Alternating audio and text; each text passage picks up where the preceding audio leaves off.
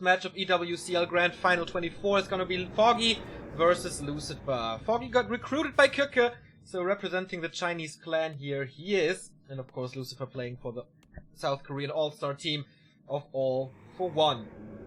On paper, this looks good for Foggy, 61% versus Undead against the 51 of Lucifer. Definitely not his strongest matchup, and 65% in direct competition in favor of Foggy. He is currently the 8th best player in the world according to the ELO ranking, and Lucifer, well, he is struggling. Game number 1 is here, it's 0-0. Who's gonna score the first point for their clan? Gonna be interesting. Last refuge it is. Everything seems to be working. Lucifer, of course, in grey, as he always is. And starting off with a ghoul build, or that is nothing special. Foggy on the other side going for a Demon Hunter, no Warden again. So the Warden times against Undead seem to be over for the Ukrainian, or maybe he just thinks because of the ping it's better to go for the safe and sound Demon Hunter.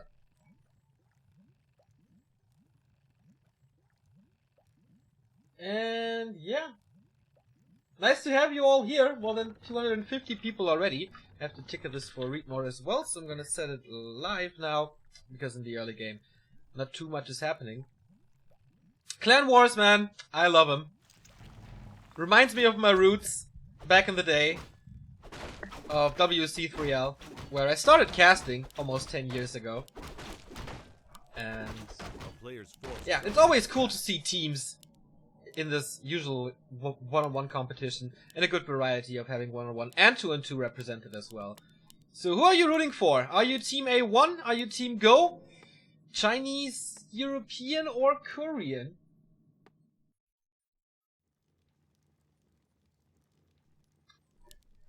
Lucifer starting creeping now, with a few ghouls of course. No skeleton available here, so we will take a bit of damage on Last Refuge. Foggy already finished with his spot, the little green one, going for a few more archers, and found the Circle of Nobility. That's fairly nice. He doesn't go for the Murlocs, he doesn't go for the Trolls, but heading straight over to deny creeping a little bit. Team 1-2-0, alright. Sends the ghouls back. Of course on Blight they regen quite a bit. We have 24 supply for Lucifer. I think he will tech on that. Yes, sends all the ghouls back. That means he has enough lumber for the tech. Just waiting for a little bit of gold, and then it's tech time. Foggy on the other side creeping this, finding a Well of Illusion. Very, very nice. But Lucifer is scouting as well, so both have information on where their opponents are. Now, Foggy is Go. A1 is all the Koreans. Foggy is representing Clan Go. A player's forces are under attack. So it's Go Foggy, to be honest. And he's losing the first archer here, as it seems. Frostborn hungers. Close to level 2, and he gets the surround! Oh no! This is really bad for Foggy. He will not be able to fight out of this, despite the Staff of Illusion, or the Wand of Illusion, and the Circlet. So losing an archer and a town portal super early on. Usually, Foggy can always escape those surrounds, but with the help of the rocks and the trees, Lucifer got the upper hand here. He seems to be in pretty good shape recently.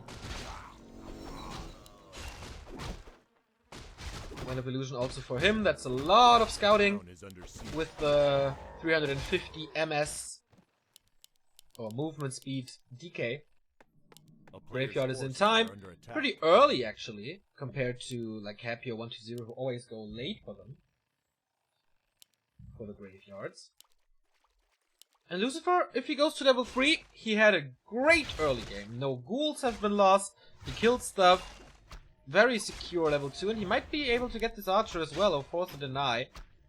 Just, reveal being used. He can't hide in the shadows anymore. So will the skeletons be enough? Looks like it. One more hit and he gets it, but also the creeps can deny him if he's on time. Let's see about that. Oh, he actually is able to run away. Nice micro from Foggy here. Who is so-so in team battles, to be honest. Sometimes he carries his team, sometimes he gives away a few points. Especially a Knight of Mirror, so I guess it's kind of good to seed him against an undead.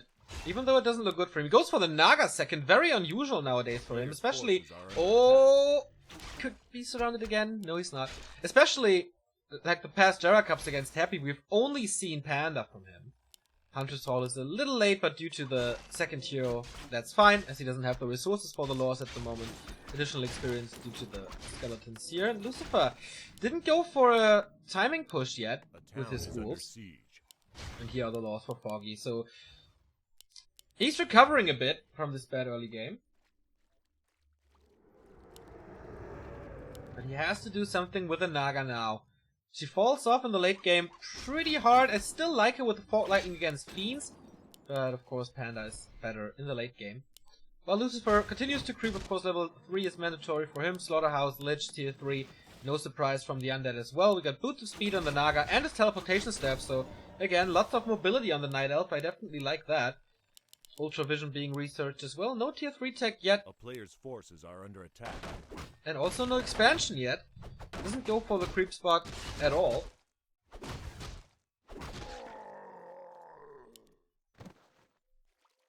But of course he can do it with an Engine of War, who didn't make his way over, went to the shop instead. But of course you can build their expansion here and then creep with that later. You just don't have the fortification of the Engine of War.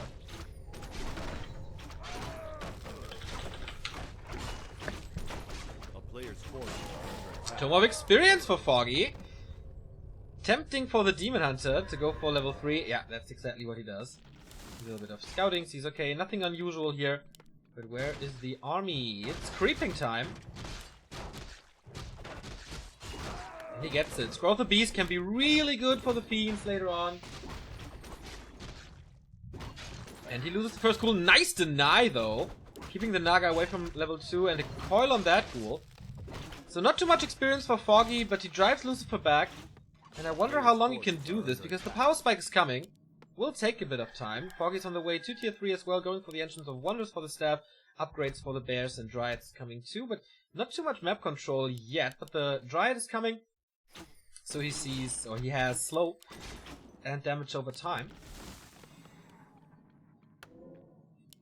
Statue is there, Fiend is there. He's just waiting for the Destroyer upgrade. And Ghoul Frenzy, of course. No Sacrificial Skull yet from Lucifer, which I find interesting. He always goes for it in creeping.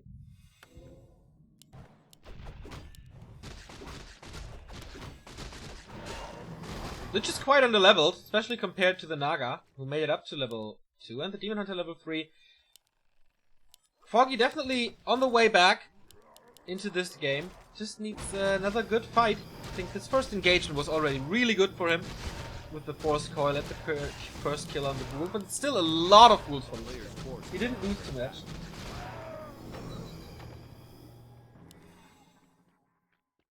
Hellstone always nice for the DK, but there won't be too much hero focus, I guess. Probably creeping up further for the level 2 Fork Lightning.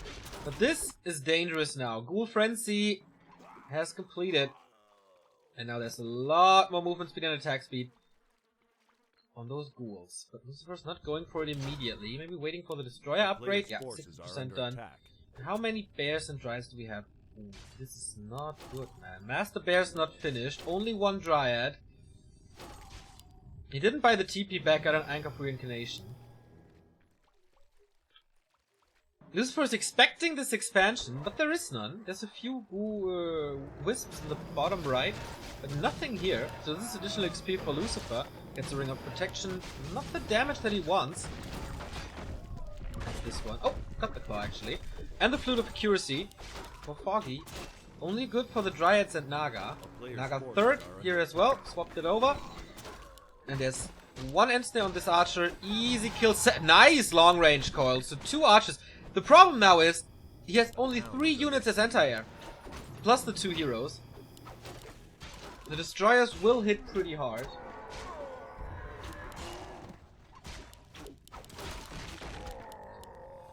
Three Bears it is. How many ghouls are remaining? 1, 2, 3? That's it. Seems like it. Ah, he has a few one-ways.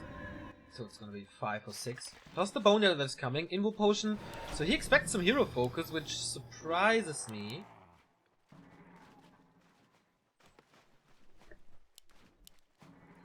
But Naga is on level 3. Does he want to waste her mana on Fork Lightnings. Yes, she wants to. 3 targets hit. First ghoul dead.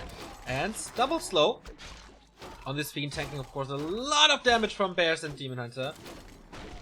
It's a coil. But that was the last one. Mana burn a little too late. Fork Lightning invested. Counter Nova. But that's it. Foggy with a lot of kills done here. He's replacing everything with a worm, and that is usually Foggy's weakness. The 1 or 2 frost worms, but he's countering with double engine of wind, and in my opinion that's the way to go. Expansion and double engine of wind. A player's forces are under attack.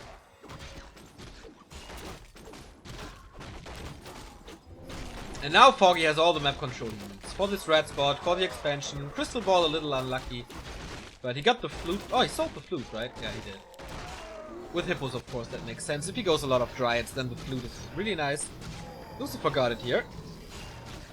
For him, it's also super nice. 4 destroyers and fiends and heroes. Level 4 decay, level 2.6 lich, 7 lich, and the Naga has Fork Lightning. Interesting to not see a Tinker or something. Naga, pretty old school move to go for that. And Hippo production starts. He's not going over 50 yet because no additional income.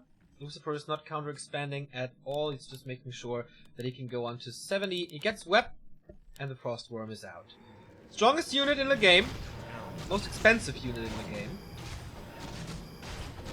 And Crystal Ball for Lucifer as well. Pretty even drops. I like that. Reveal being used, so he sees that Foggy is coming over. Has a Wisp there as well. This might result in a Town Portal, but he gets level 3, and that's the most important thing here for Lucifer at this spot. Getting more experience, eating a bit of mana. Reveal being used. Not too much stuff here for Lucifer. Where's the Frost Worm? Did he send him back? Forces a Town Portal immediately. Here's one worm. Second one in production. 58 supply for the Korean, representing A1. And 57 for Foggy as well, representing Go. 5 production buildings now, with the Engine of War. That is nowhere to be found, though. Ah! He made his way over to the Expo. So waiting for the Entangling, even a Moonwell here for the fight, if there's a push coming. I like what Foggy is doing. He's poking a little bit here and there, but he's never overreacting, not diving into the undead base, not doing some high-risk creep jacks.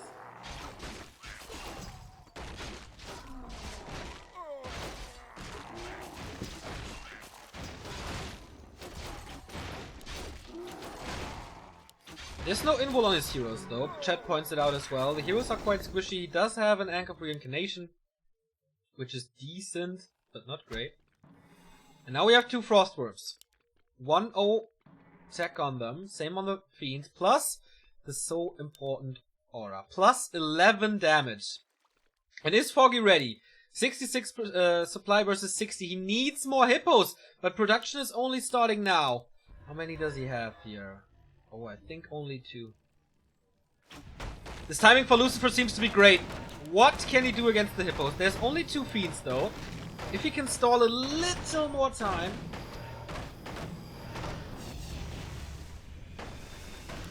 It's gonna be hard. Oh, there's 2 hippos rallied wrong. They are missing in the fight. They're missing so hard in the fight. Get webbed immediately, so there is almost no anti-air. Sniped immediately by the heroes and Destroyer. So there's no solution against them anymore. Foggy realizing it now, sends in reinforcements, but they will always be webbed. What a mistake. Bear staffed out, but more hippos falling. There is no damage on them. He's trying to aim for the statues, but level 3 on the Naga now. So with the high heroes on Lucifer's side. Trying to focus it now with all the heroes, with all the firepower he can, but the ground army is completely gone. 38 supply, no invul potion. You can't just nuke the Demon Hunter, there's also no TP on him. Massive, massive, massive mistake. Richu on there. Oh, nice web. Getting rid of the Hippogriff again. And Lucifer is just moving forward. Right clicks, Naga staffed out, but on a silver platter, there is now a Demon Hunter. Or the expansion. Can save the 2 bears. That was a miserable fight for Foggy.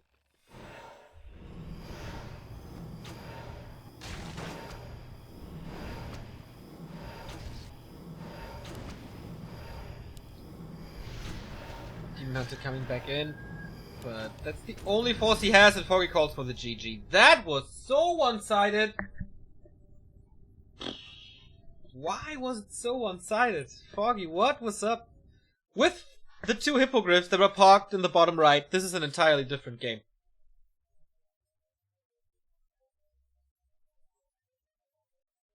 And A1 takes the lead in this clan war with 1-0. Surprising, to be honest. I didn't think that Lucifer would take something here. But he had a good early, didn't make any major mistakes, capitalized from the mistakes that Foggy did, and boom, that's how it ends. Next map is Amazonia, Foggy's choice.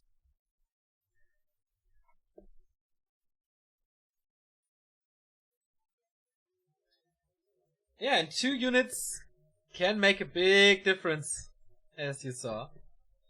So I wonder, is someone updating Liquipedia? Doesn't seem like it. We need help for Liquipedia, by the way. A lot of people abandoned us, so if you want to help with brackets and player information, etc., we set up a new URL that leads you to the Discord of the Warcraft Liquipedia. That is wikihelp.backtowarcraft.com, as you can see in the scrolling text.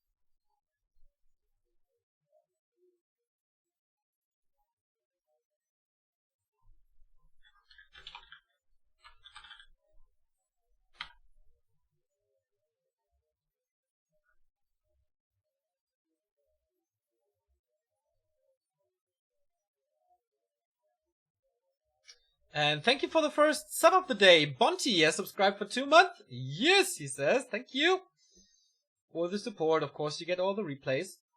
Lucifer is taking a little break here.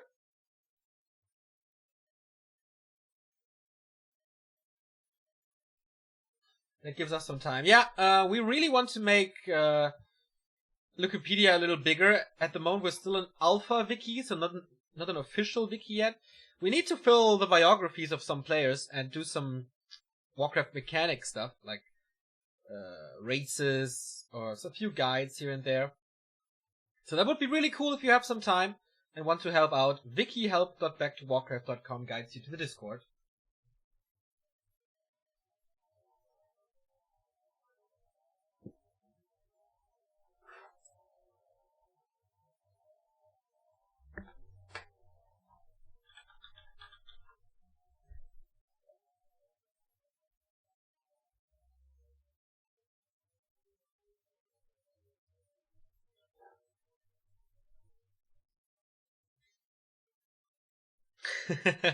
Nice, I'm coming home with a kebab in my hand and back to Warcraft is on. My pleasure, mate! Also, we do a few reruns now and then. So if we cast and then you're at work, you can catch up the casts later. Most likely usually we start at 6 or 7 in the evening.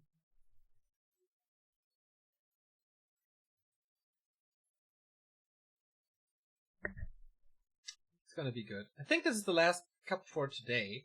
Or the last cast for... it's the last cast for this week, as it seems, since we're both busy on Sunday. But of course there's no Jarakov anymore, so it's not that bad. It's Remo's birthday, by the way, today. So that's why he's not here. He's with his family, and I think that's okay. That one day of the year where people like him.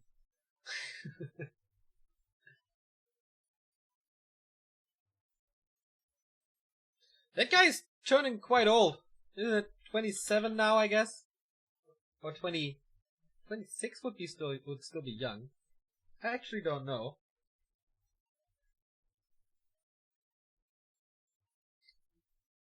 And it's the birthday of my sister as well. What a coincidence.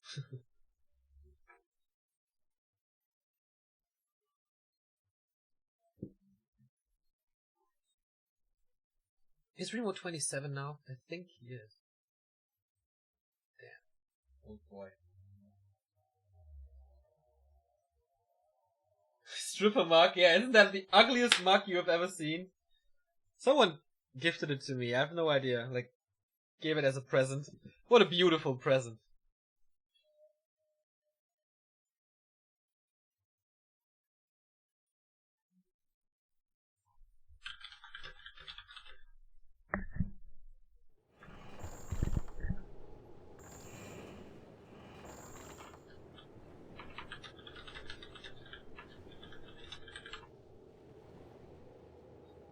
You got a sister? Yes, I got a sister and a brother. Both not interested in esports at all, unfortunately.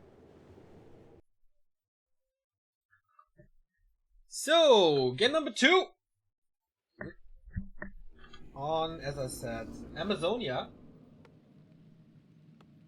Here are your players once again. 1-0 lead for Clan A1. Which is quite the surprise, as I said. But maybe Foggy can equalize. That's the least he can do, because this is not a best of 3, it's a best of 2. And every point counts. A 2-0 victory for Lucifer would be really important for A1. As Lolite has to face live, that's not easy. Chimiko against Shao KK, I think A1 is actually the favorite here. But 1-0 against Focus, also a game on a knife's edge. So a really, really cool clan war. And could be a pretty close clan war. Lucifer with the lead, starting in the upper right. Can I get rid of this HP bar bug? No, I can't, unfortunately. I have to work around it. And Foggy and Pink representing Night Elves and Go in the bottom left.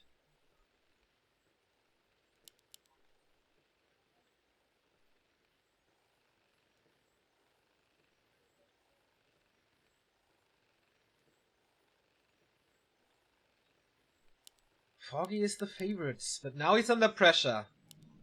Demon Hunter again, no Warden. That is the normal stuff on AZ. DK and Ghouls. There's no other way to open that matchup for Undead, I guess.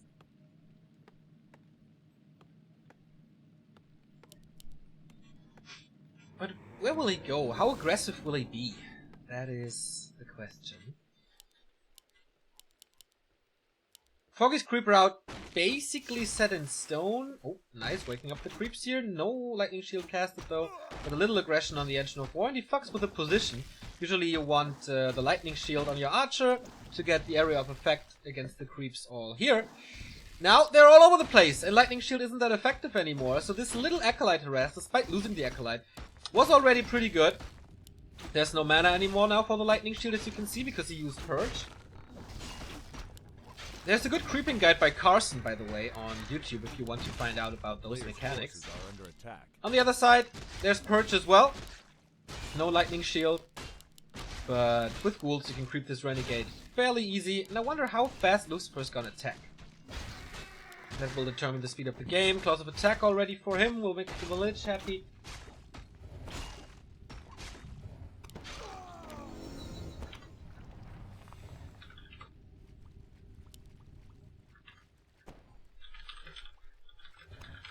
Players' forces are under attack. Demon Hunter, not the greatest inventory. Gloves, gauntlets. Not the nuts. On the other side, waiting for the rogue, and the Demon Hunter comes in for the arrest, but what can he really do? Oh, nice timing by Lucifer to pull in more ghouls. We had the surround on Foggy's Demon Hunter on the first game already. Doesn't want that to repeat. Gauntlets of Overstrength, nice. Those are really good drops. More damage, more HP on the DK. We'll swap over the claws to the Lich.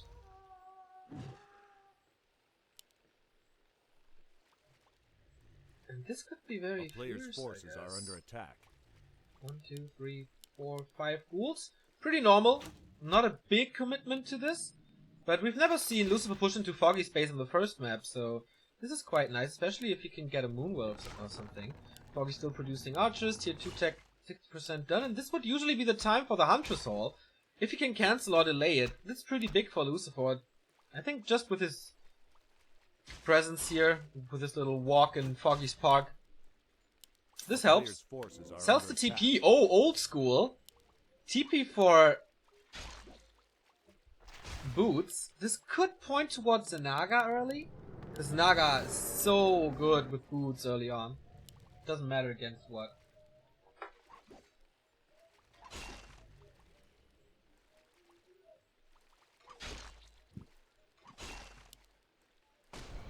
Also good for the Lich, but way better for the Naga because of the synergy with Frost Arrow.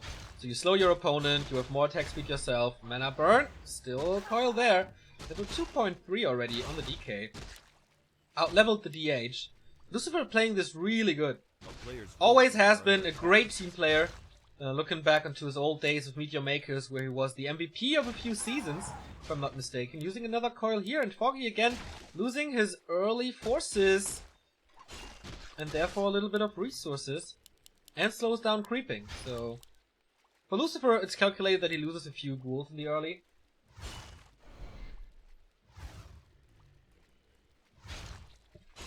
And it's a Naga, but not on Lucifer's side, but for Foggy, and that means it's time for the undead to retreat. Ghoul is scouting this engine of war, knows exactly what's up. A player's forces are And this is why the Naga is so great. Getting the counter kills. DK a little bit surrounded there, but squishes through Archer and Forest. How many kills can he get? This one is guaranteed, thanks to the claws of attack. And, okay, no coil. Nice! Detonate against 3 skeletons. Good sacrifice there. And this one should make it to the Moonwell, and he does. It was very close, though. But again, Foggy losing his archers in the mid-game. That's not really supposed to happen, as well as losing ghouls for the undead side. Lich it is, tier 3 tech before Slaughterhouse. I think that's normal for a fast frenzy destroyer upgrade. And the DK is, yeah, pretty fast here, with 380 close to max movement speed. 380. Wait. 392 it is. Or is it like 320 plus 10% is 362. Okay, it is max movement speed, with 60 movement speed on the boots. As 400 is the cap on heroes and units in normal Warcraft 3. Lucifer not losing ghouls to creeps. We've seen this differently in the past weeks, so good job there.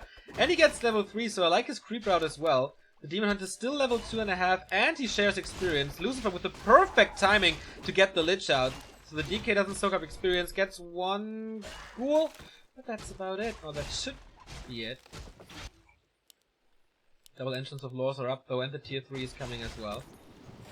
You can do the trades, of course, as he should be able to run away. Nice block. Naga gets another kill. And slowly but steady, Foggy is diminishing the forces of Lucifer for the tier 3 tag.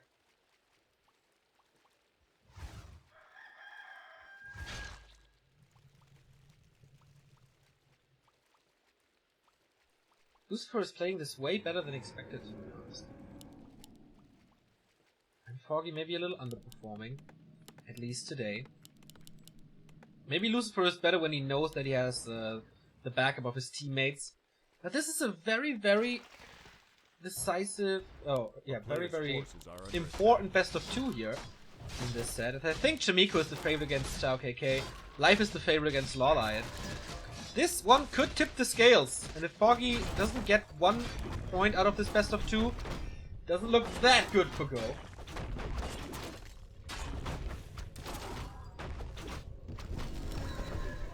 Level 3 on the Demon Hunter, plus Wand of Mana stealing. But there's the Orb, and the Claws, and the Boots on the Lich. How fast this a player's okay. forces are under Halfway attack. through. We didn't start the Destroyer upgrade yet though. Also, no Frostworm Pit.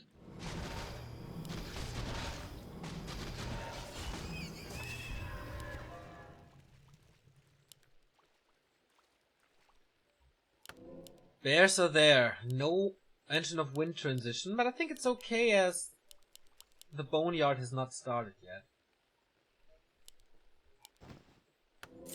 Hero levels are okay, he got the Orb, but it's definitely lacking some damage on this Demon Hunter. This time we have 2 Dryads, compared to the only 1 on LR. Scroll of the Beast, not too much to spell. And again, Scroll of the Beast with worms is sick. That is of course the case if Foggy doesn't bring Wisps to the party. Nice little ward, scouts it, but he's too late. The creeps are already gone. And still he plays it without a town is under siege. A player's forces are still not sure. Nice reveal on the Shade. Still not sure about Destroyer upgrade. Haven't seen it yet. There's the Boneyard. Okay. It's a little hard on AZ because there's so much open space. And Lucifer was struggling with his worm control lately. Or since I know him. Or since he's... Well, he wasn't really gone, right? So for a few years already, the late game micro is not his strength. And Foggy is usually playing this well. Expansion again. Should be a good timing if this is not scouted. He sent in a skeleton that got purged, so he knows this camp is still up. Same goes for Foggy. Linehorn of Stormwind here. Not the item he was looking for. On the other side, Linehorn again. Did they change something here at Netty that they always get the same items? That's cool.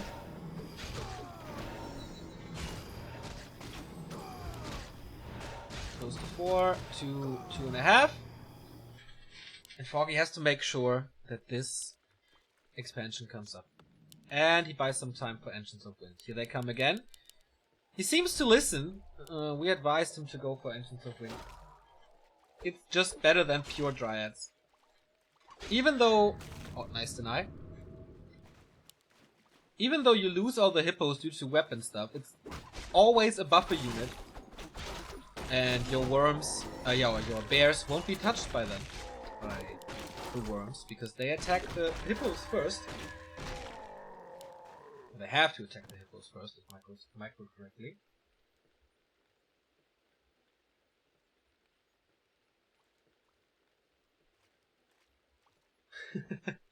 Yeah, man, I was hoping for a fix to this HP bar bug as well. Unfortunately, seems not to be that easy. I will forward it though. 3.5 and 3 on the heroes, and red spot creep. With 3 bears, fairly easy. Doesn't send them back, so the Demon Hunter has to tank, and Lucifer is coming from the north. 4 ghouls, triple hero, 1 fiend, 2 statues. We have the upgrade finally. Nope, first worm is on the way. I don't like Lucifer's timing here yet. Without the worm he shouldn't fight. It's always easy to snipe 2 hippos, but he needs a second fiend, at least. Lucifer's still banking, but gets the ziggurat finished now. I think a few items as well. Yeah, double invul and a mana potion. Wow, this is quite a big investment into items. And Foggy's expansion is finished, but didn't pay off yet. He didn't start mining yet. Again, very, very weak Night Elf heroes from the inventory. Only 1 potion of healing. Lucifer had some access here to information with the shade. And the worm is there. Will he break upkeep or not? He's very low on lumber. With only 2 ghouls. They do have frenzy. And okay, he invested into web, that costs a bit. He goes for the red spot. Foggy's not punishing it at all. He's on the other side of the map. Going for a way smaller creep spot. He can't follow it up though. Lucifer, what do you get? Cactus Pipe! The mana bong! Fantastic item. The best you can find. Mana always great for undeads. Also, mana regen on the statues, so they last longer. But now we have 5 hippos. 6 hippos. And 2 fiends. This is no good news for the Frostworm. This time he can't focus on the Tree of Life. Foggy can follow it up with a red spot though. So his heroes are quite underleveled. No repair possible because of the Nova. And he sees it. Damn, those are good hippos. But he has 3 fiends. So are the hippos enough now? He will nuke them, he will web them. But I think this is a good opening from Foggy. He just has to be careful not sending them in. He splits them now. A little too late. Forces the first coil. There's plenty of more. No mana burn possible at the moment. But the Demon Hunter should be able to reach. Boots would be nice on him. Now the hippos come in from the back. Lots of damage on the worm. No web. Did he disable the autocast? This is not looking good. With Roar being cast as well. Finally the webs are coming in. So a little bit of kiting can be done. But he's already back in his base. So it's not that easy. Here comes the hippos again. 3 can hit and they have Roar. This is so much damage. One of the best damage dealers in the entire game, those hippos. And do we have a coil? Yes, we do. Worm stays alive, but he suffers on the ground because he focuses the hippos so much with his air army. With his air army. Ghouls are falling left, right, and center. I think Foggy can't even push into the space. Level 4 on the Naga. Level 4 in a bit. Worm is coming back, but that takes forever. And the Destroyer falls as well. Hippogriff superior. And that should be the win for Foggy. Lich is about to die. And the DK is about to die as well. He's far away from the shop. Fork Lightning almost a double kill. Foggy equalizes and takes his very own map. That was important for Go. That was really important for Go. Foggy played it a lot better. The Hippogriff timing was better. The expansion would have paid off. There was no way for Lucifer to kill it. And yeah, maybe Lucifer attacking before breaking upkeep, not the smartest choice. Because he knew that Foggy invested a lot into the Expo. That takes a while to pay off. And that gives you a good timing to break upkeep. He didn't use that.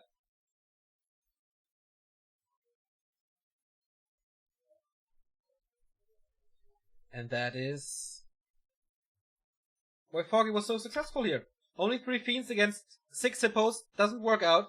He nuked them once. But that's about it. So, second game already hosted. I will ask if there's a break or not.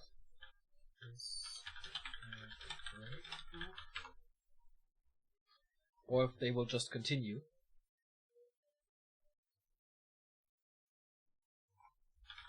Okay, so no break as it seems. That is quite good for us.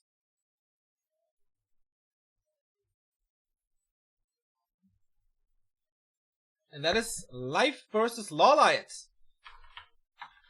Lawlight representing A1, of course, Life for Clan Go.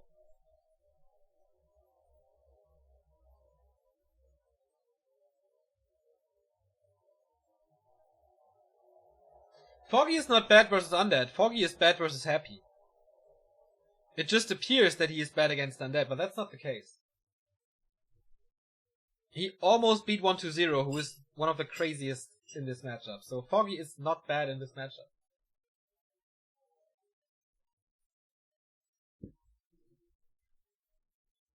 So we start off this clan war with a draw.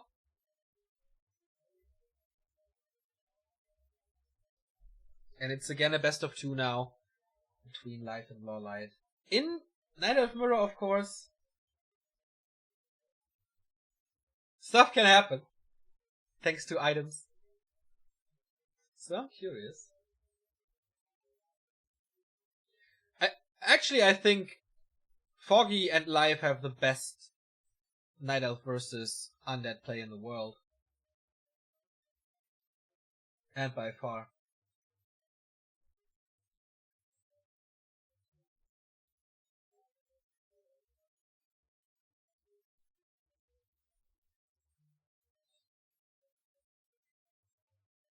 I think everything is a little favored towards Undead here in this matchup, and it's really hard for Night Elves to make it work.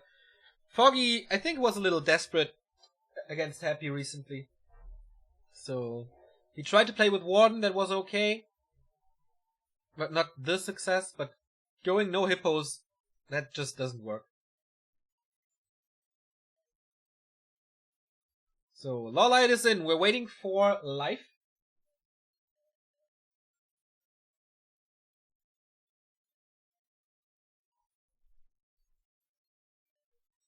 The 21-year-old Night Elf talent. Is it still 21? Was it 20? Yeah, 21. His birthday was on January 1st, as it seems. 1997. What game came out in 1997?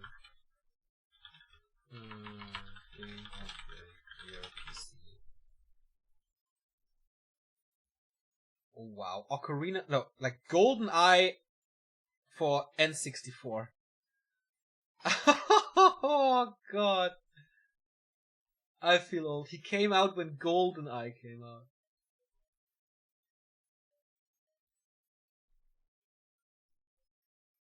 Mario Kart 64. Final Fantasy 7. Can you imagine that? Final Fantasy 7 came out when Life was born.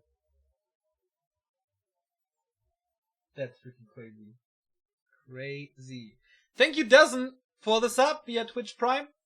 In case you don't know, if you have an Amazon Prime account or are a student and can get that for free or whatever, you can sub to one channel for free, and if you do it at our channel, that is pretty good for us. Did Crash Bandicoot came out in 97? Let me see. I have this page up now. Crash Bandicoot. Yeah, Crash Bandicoot 2 came out in 1997. Turok, Castlevania, Tekken 3, Need for Speed 2, Dungeon Keeper. Do you remember Dungeon Keeper? That was so cool! Oh, I hope they will remake it someday. Dungeon Keeper was so sick.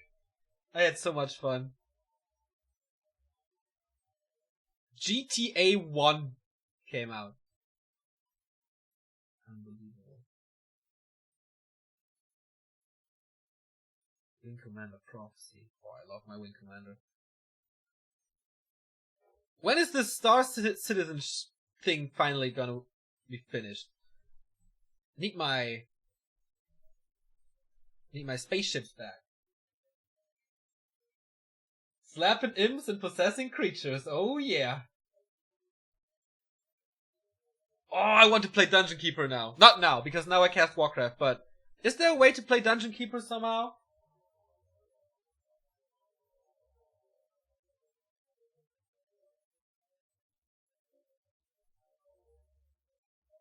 I would love to play that. Still waiting for live.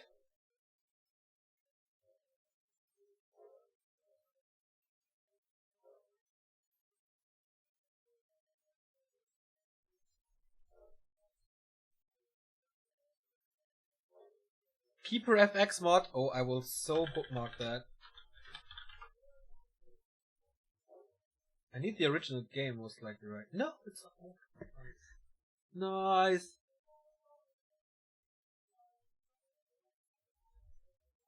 Oh, this is gonna be a nice evening for me. Maybe I stream it on my personal channel. Awesome. Thanks, guys. So I bookmark this now. Boom. Okay, we go on to Warcraft3.info to check a few stats of the players. As life is still not there.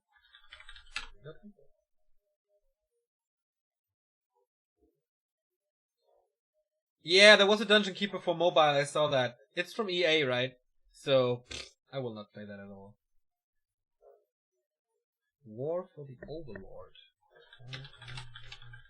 Damn, we're talking way too much about other games here. Usually this is Warcraft only. I totally forgot about Dungeon Keeper. And how awesome it was. Bookmarked as well. Nice. So, life. Life has 51% versus Night Elf. That is not too much.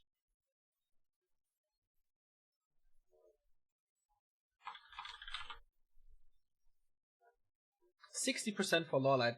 I think that number is still from like a few years ago. Might be corrupted a bit, as I'm not that impressed by Lawlight's mirror lately.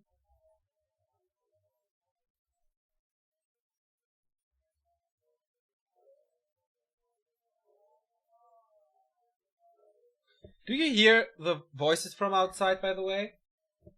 Because I have my window open. Since it can get really warm with those lights here. But if there's noise, I will shut it. No problem. Shindra has subscribed. Thank you very much. Also via Amazon Prime. Shout out to Amazon for that. And you. No Poke Clash in the making. Yours is really busy at the moment.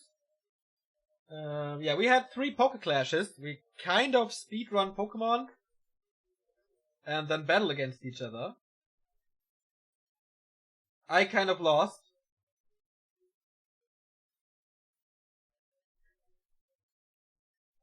But yeah, we got a lot of shit, though, streaming it on this channel. What? You're not casting Warcraft? Da, da, da, da, da.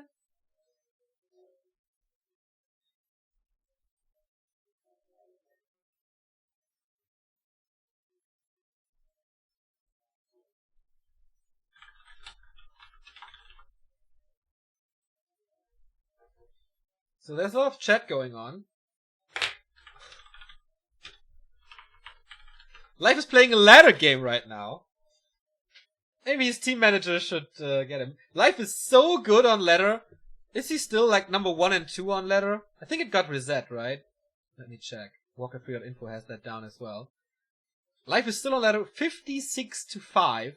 92% win rate. By far the best. Shao KK is also doing well. He has 2 accounts though. 39-6 and 34-4. Can I sort by win rate? Yes, I can. Focus has 2 accounts with, wow, 96% and 95%. Not as many games though. Yeah, in the early stages of that ladder, I mean, it's always a little easier for them.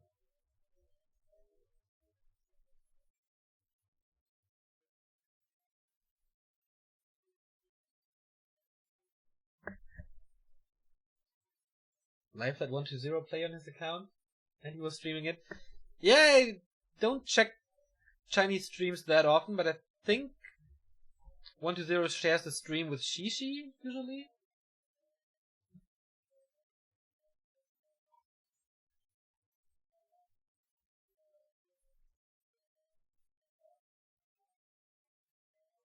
Fly 16-0. Yeah, well, I think if you have less than at least 35 games, a 100% win streak is not that great. Affect is 6-0, by the way. Joker is 12-0. So... Ah, they're shed letter. Okay, they're shed letter. Yeah, that's why letter stats don't mean that much. Still fun to follow, though.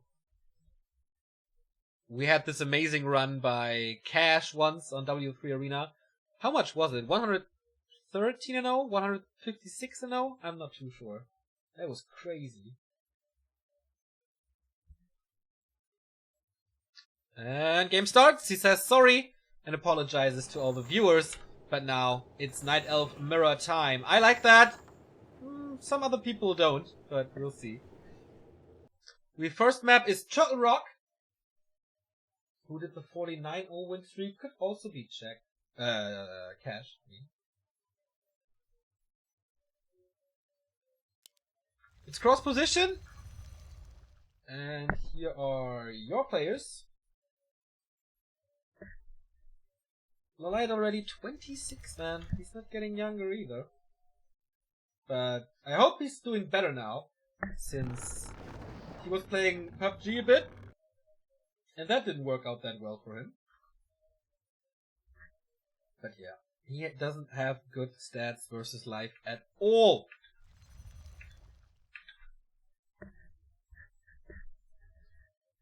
Eight to 3 in maps.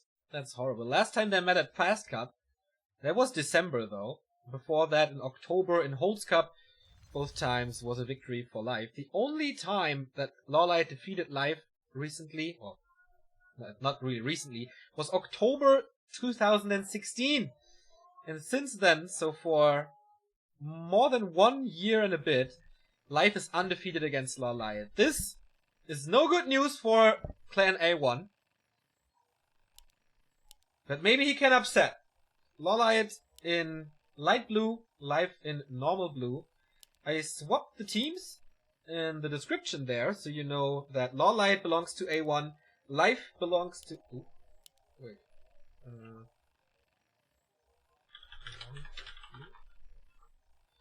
I have the name bug again.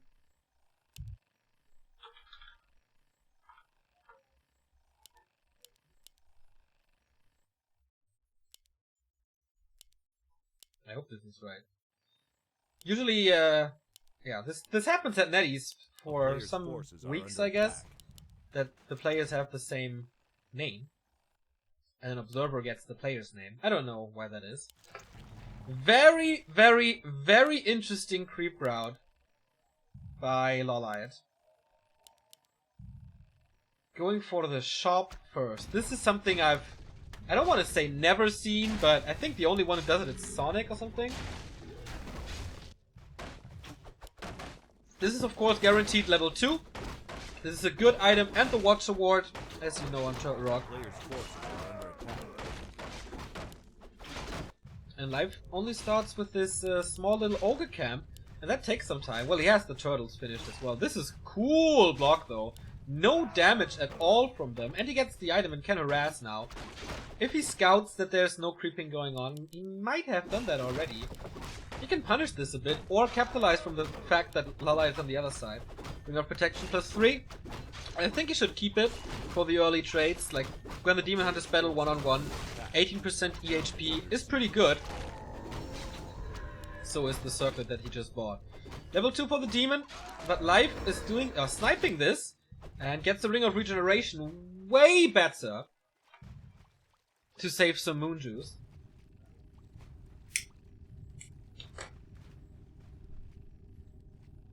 And the more Moon Juice you have, the more aggressive you can be.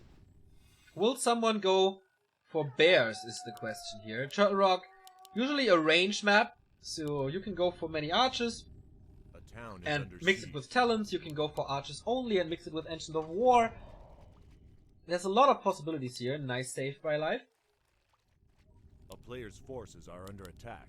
It's not that unusual to see Archer Wars here, with Ancients of War in the middle. It looks like both players are going for it. We have 3 archers here. Nice little harassment. But he can't kill it, so not that great. 26 supply, 3rd archer here. And that's about it. Creeping the Demon Hunter to level 3 is a priority, of course, but ooh, it just turned nighttime. Now he sees them. 3 archers, but should he really do this? I mean, it's 3 versus 3. He can go for a dust at the shop, because Lolite didn't get it. I don't know why he revealed himself there. Could have just moved and backstepped him a bit. I think every point for Lolite is a massive win for A1. A player's forces are under attack. And Life playing the smart, stealing creeps from the front door of Lolite. For archers, we see the 5th one. This is definitely range. On the other side, the Ancient of War is moving over with only 4 archers. So if... what is Life going for?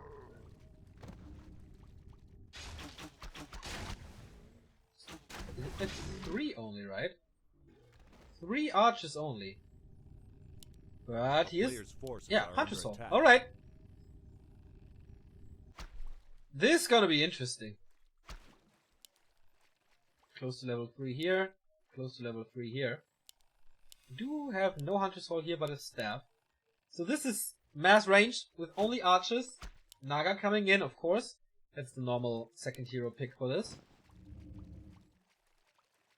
Keeper of the Grove only pays off when the units are more expensive. You can't entangle Ancient of War, so that's fine. He's really going for standard double Ancient of Lore. I wonder if it's mass Dryads then. Doesn't really make sense to go for that. With bears, it's a long tech, but he's not going for tier 3 yet. There we go, cast his curse.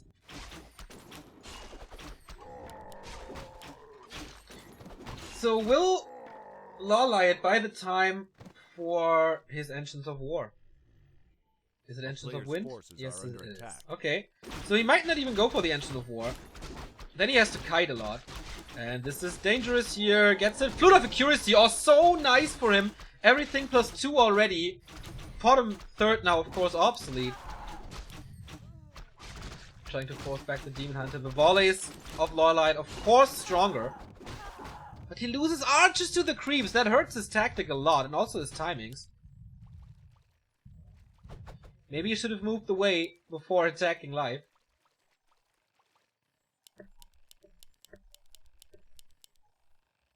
And tier 3. So we will see Cyclone.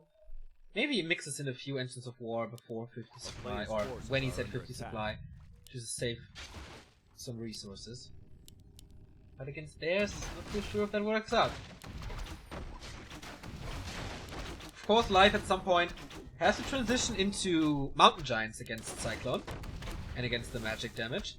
I wonder if he goes for bears at all, or if he goes straight to Mountain Giants. Shop is coming for him as well. Lawlight is creeping really greedy. Shop first, red spot Player's already. forces are under attack. And talents are coming. He needs the right time. Oh. Detonates it, so no experience. Live knows this. Can decide, okay, do I want a late creep check or creep the middle? And he decides to go for the middle.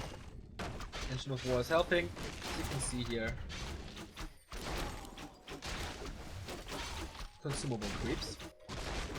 Level 2 on the Naga, plus Wood of Cunning. Ooh. Demon Hunter is really tanky though. Plus 5. He will tank a lot. He will have to tank a lot. Tier 3 is finished, so is the depth upgrade. So we're just waiting for Master.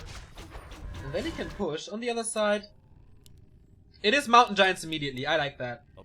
The magic damage Fury Fire volleys on the bears are just too good. Of course you have Roar. Of course you have Reju. But they just melt. And there's no real way to circumvent this. So going for fast Mountain Giants makes this game slower, obviously. Or to have experience. Therefore a Crystal Ball.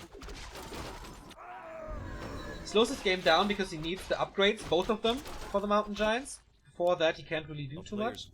But he has the time, because Lawlight will go for Cyclone. Gets the third red spot though. Big items for him. Boots of, well, Thalas would be the best.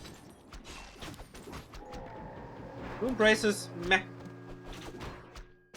Will be traded for a heal scroll. And an expansion is coming for the Korean of Clan Go. Master upgrade is almost done, and he's close to the base, so he could push. The army is not too big, though. 50 supply, of course, thanks to the Mountain Giant. Number 1 for life. And Hardened Skin is coming, as well as Resistance Skin. A player's forces are under attack. Make them great tanks. Life really improved in this matchup. Pretty dominant in there. Another consumable, or the first consumable for Lawlight, another potion of greater mana. We saw that on Life's side as well. Does the Chinese know about the expansion? That's the question here.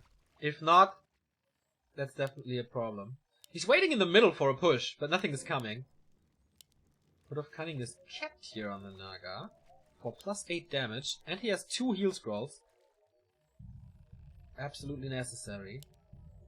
Lots of Dryads and 1 Mountain Giant. Not breaking upkeep yet, saving some gold. Player's forces are under attack. Oh, what a mistake! What a mistake! He has the Dryad queued, so he doesn't go for the Resistance Skin. Ay. This will hurt him if there's a fight soon. I wonder if he realizes it. No, he doesn't. This is in the lore for quite a while.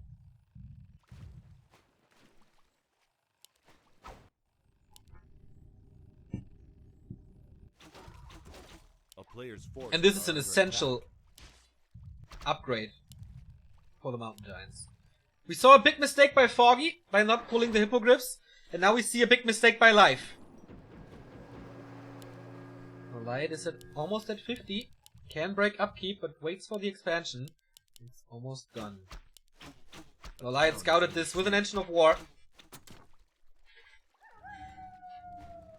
Good position. Mountain King can block almost everything.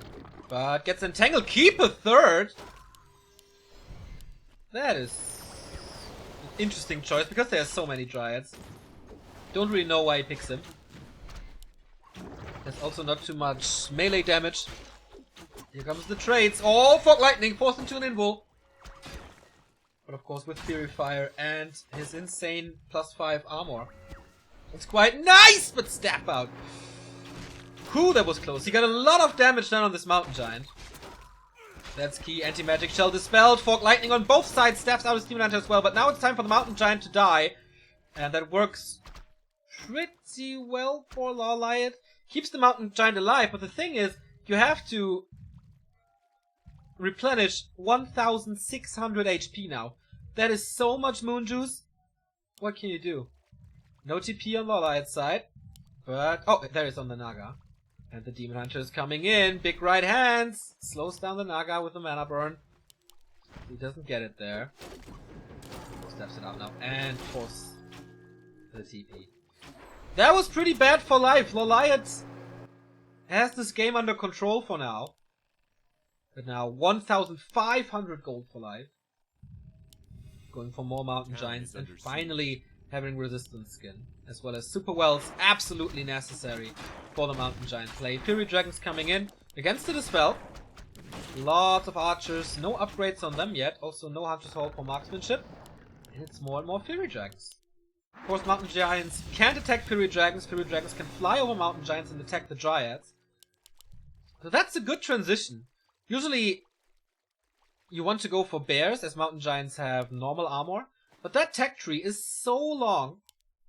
Second attack upgrade. Second expansion for life. A town is under This Engine siege. of War got cancelled, but delayed the expansion a little bit. 60 supply for the Korean. Is he going for another Moonwell? Yes, about to complete. A player's forces are Goes to under level attack. 4 Naga though. And he saw the Fury Dragons. They don't take that much damage because of phase shift. But they don't do too much damage. Did he sell? No, he didn't sell. Aura. Here we go. You can see phase shift here, but as you see, it's not too much damage. But he does some pressure, or creates some pressure on the Dryads, so they have to dance a bit. Scroll Protection being used. Again, the Mountain Giant doesn't do too much, and he gets rid of so many Dryads far in the back there. Taunt being used again. But the Fury Dragons are falling. Cyclone being used for the very first time, I guess. A little late on that, but Loliot, what are you doing with your Demon Hunter? Fort Lightning hits him and the Demon falls. Where was the Naga? Where was the Staff? Trying to get a counter kill there, but of course the main damage dealer is gone. Ah, what a mistake. He has 3 MGs now at level 5 Demon Hunter. Life is back. Loliot taps out. Oh man, that was so unnecessary. I mean, with 3 Mountain Giants on the field, he gave him that time. Usually with this Fury, with mass piercing, mass range play, you have to push and do get some kills early on. If you give him the time to go to 3 for 4 Mountain Giants without having a counter, that's your game, especially if you lose your Demon Hunter that way. That's the lead again. 4 clan go. As they take... Oh, not again. Lucifer had the lead. So, the first time that Clan Go has the lead now.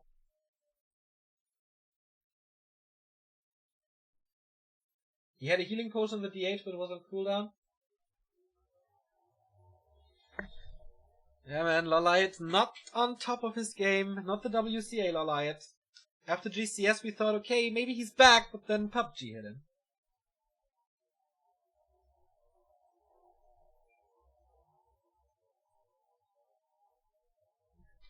Terranos Stand is next, and that is always a very interesting matchup. Because it's so much about expansions, and there's so many options you can go for.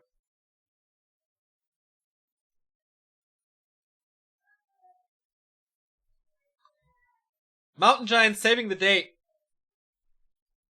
For sure. Thank you, Moonhawking, for a 2-month resub. Fließt wieder. How do I translate that? I don't know. But thanks, man. So, as before, this is a best of 2. Only the match of 1-2-0 versus Focus is a best of 3. What's PUBG? Players Unknown Battleground, a very famous game where you kind of have to survive some stuff, and I don't know.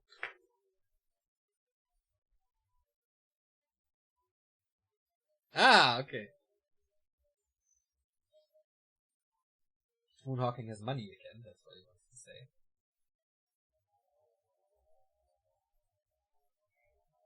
Huh. I think it's not that bad if Loliot loses here, because it is kind of expected. And Life is way better and has the better track record.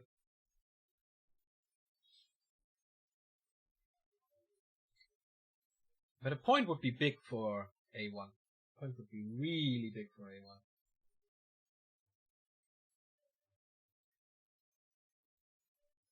Because Chamiko is the big favorite against Chao KK. And Focus versus 1-0 is pretty even.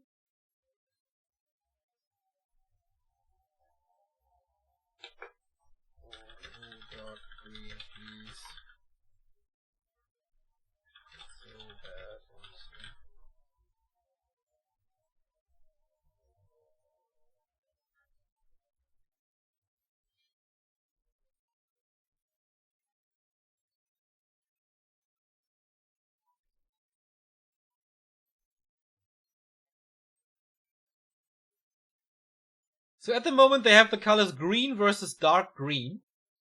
That is not really acceptable.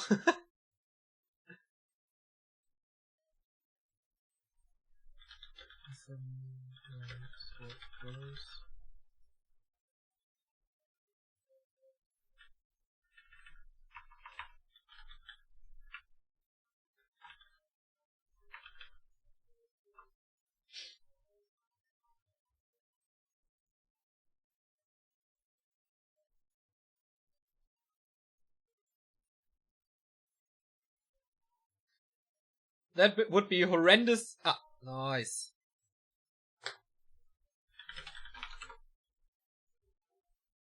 So we have red versus green. That's way better.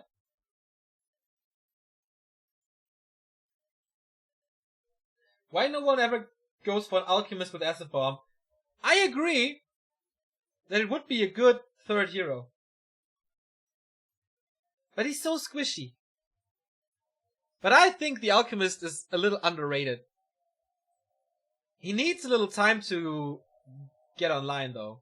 If you don't go Chemical Rage first, his attack speed is way too low and his armor is super low. So he doesn't provide that much.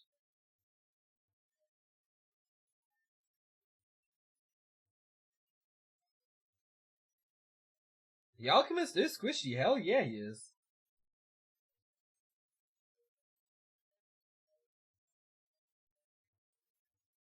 But I think, like, especially the synergy of Fury Fire and Acid Bomb would be so good. What's that? -6 armor on level 1? -7 armor on level 1? I have to look it up. Acid Bomb Warfare 3. So Fury Fire is of course -4. Acid Bomb is -3 on level 1. So that would be -8 armor on the target. Holy shit, that would be so good. Plus damage over time, that is correct, Williams. So you could play him as a support with healing. I don't know, the healing is a little bad because you heal your opponent as well. So especially for bears, that would be bad. Like in a bear mirror, you heal your opponent, you don't want that. And I don't know. I would play Chemical Rage and Acid Bomb. Yeah, same goes for Orb of Corruption. But of course you can't heal the Alchemist with a coil. That hurts. If there would be an undead Alchemist, that would be so cool.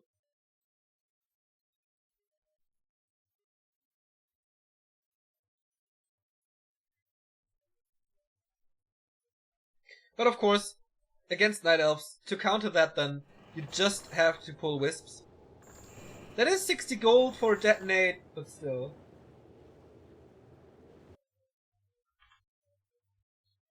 It's, to be honest, it's very easy to counter. But it would be very, very, very cool. So, here your players again. Will Lolliot finally take a map of life? You will not be able to beat him here, but that was to be expected. Will Life's win streak end? Or will Lolliot be able to draw or to get the equalizer and keep this clan war 2-2? Here we go. Lolliot in green, Life in red. If he takes this map, then Go is halfway through. Because this is best of, it's best of 11. So you need 6 points normally to go for it. Both Engines of War next to the gold, the natural gold mines. So what happens usually is both go for that spot, obviously. Both try to expand, and one of the players is able to cancel the opponent's expansion and then win the game from there. Or he loses the expansion, goes for a massive push, and kills his opponent with it. I like Knight of Mirror on Terranas stand a lot, because it's action right from the beginning, normally. 2 Demon Hunters, no big surprise. You could go for a Potom, but you lack damage.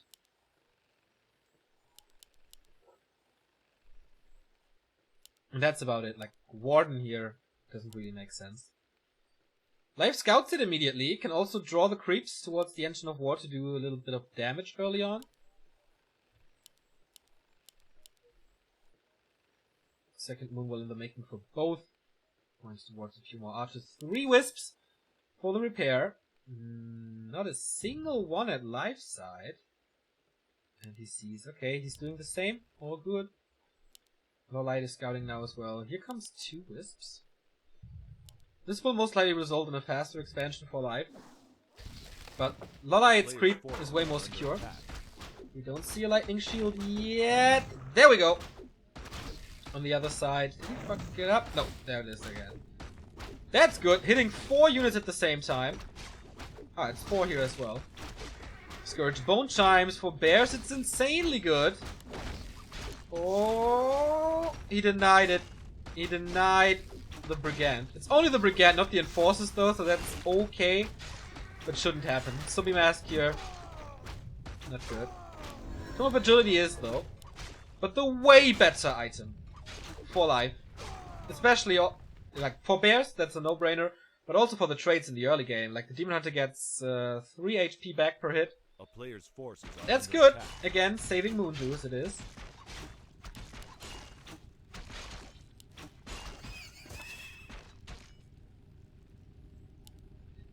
Who's gonna expand now? Oh, Life lost the Engine of War!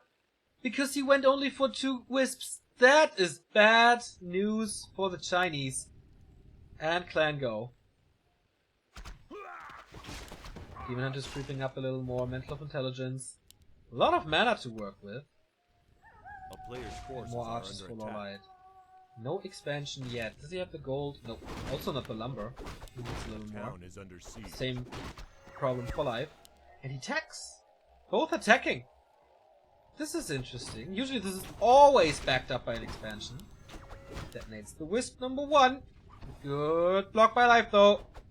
This will be detonate number 2. No! Saves it into a Moonwell. Well done. Detonates now and gets the archer kill. Good play by the Korean.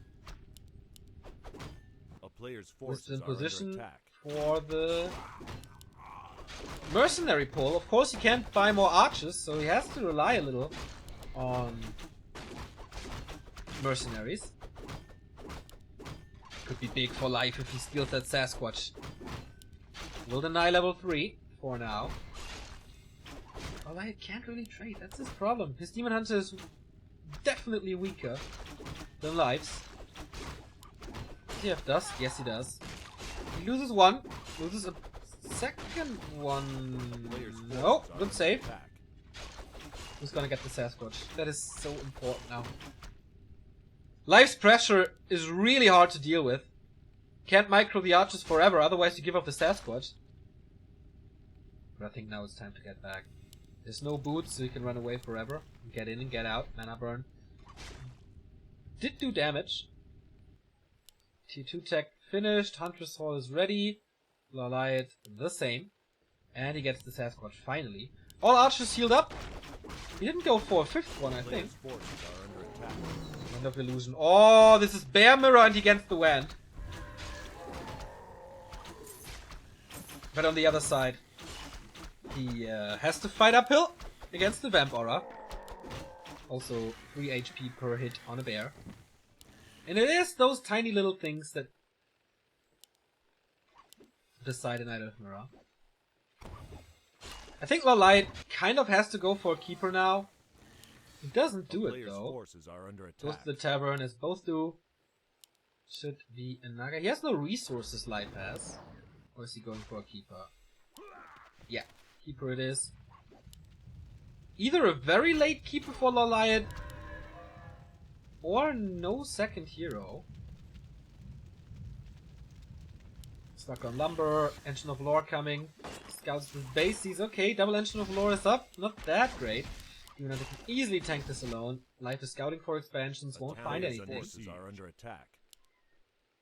He used that one illusion for scouting. I don't know if he should have kept it for the fight.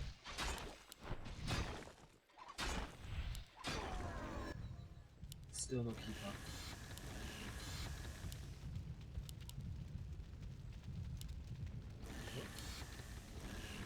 Why didn't he get Lumber when the Shredder was coming back? Life has a big advantage. The tier 2 buildings are earlier. I think the tech... Oh no! Oh no! Super fast tech, but therefore a super late Keeper and late Tree of Life. So what is he going for here? Faster Bears then.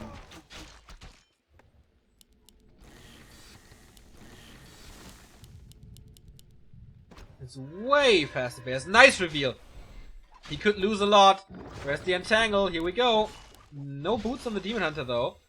Would be a guaranteed kill. Does this work paying off? And yeah, gets the kill here. Didn't get the kill there yet, but he has just to move up and exchange a few right clicks.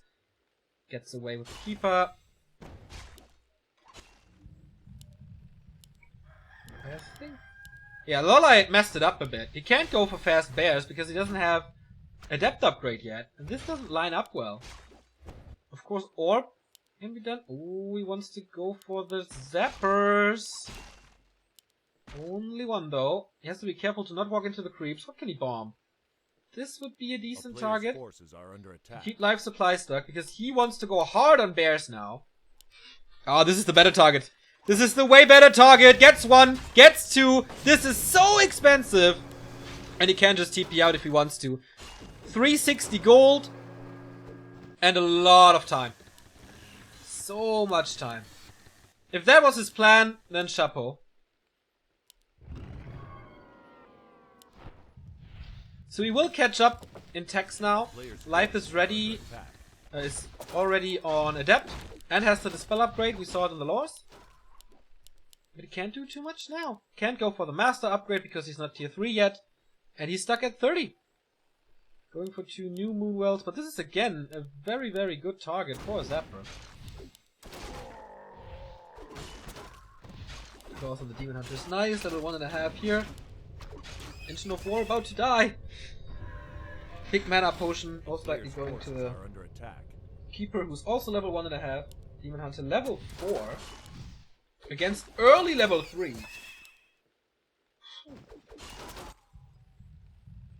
Seems to be a good map for Loliot so far. He has Master now.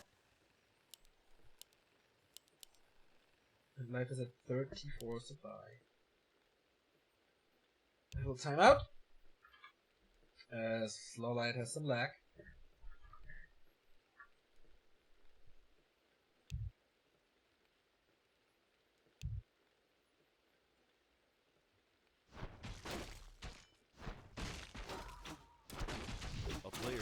So the thing is, it's Vamp Aura and Thorns Aura versus Thorns Aura only. 10% or 15%. That's quite big. So I think Loliot has to fight with a higher Thorns Aura, but that's not that easy because the map is already empty. Players' forces are under attack.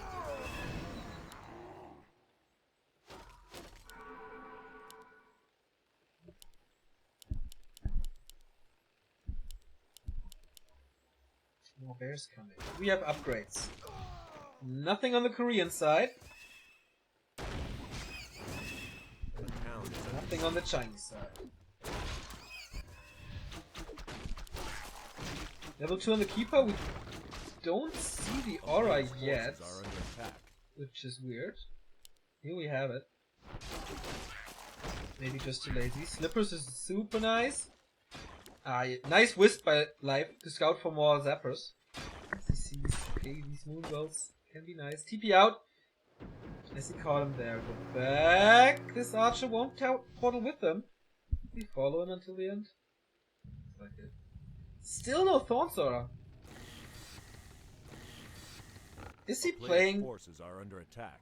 With Treants?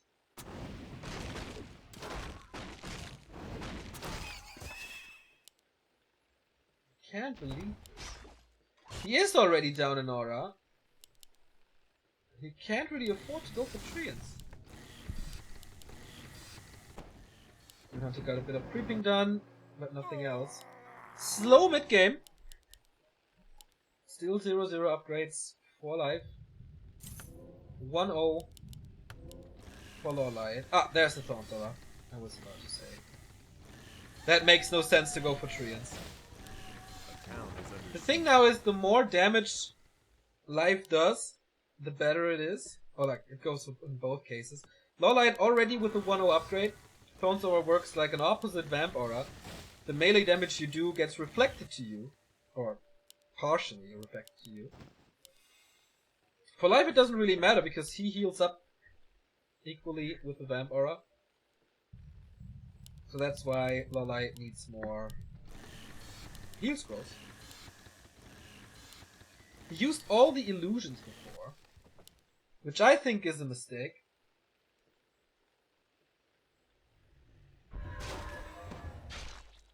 Yeah, of course that's a spell, so that's why I was wondering why he's not going for the aura. A player's forces are under attack. Zeppelin time, at least the first one. This made Lorelei really famous in Night of Mirror in 2015. Zeppelin drops onto expansions and main bases.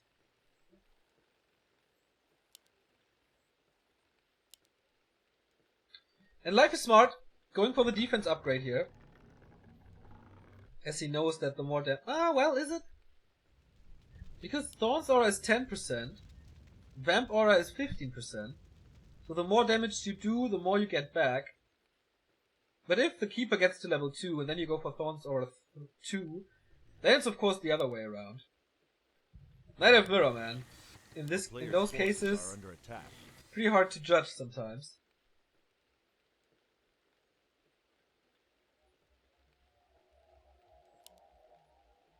And Lorelei already 2-0 upgrades on his bears.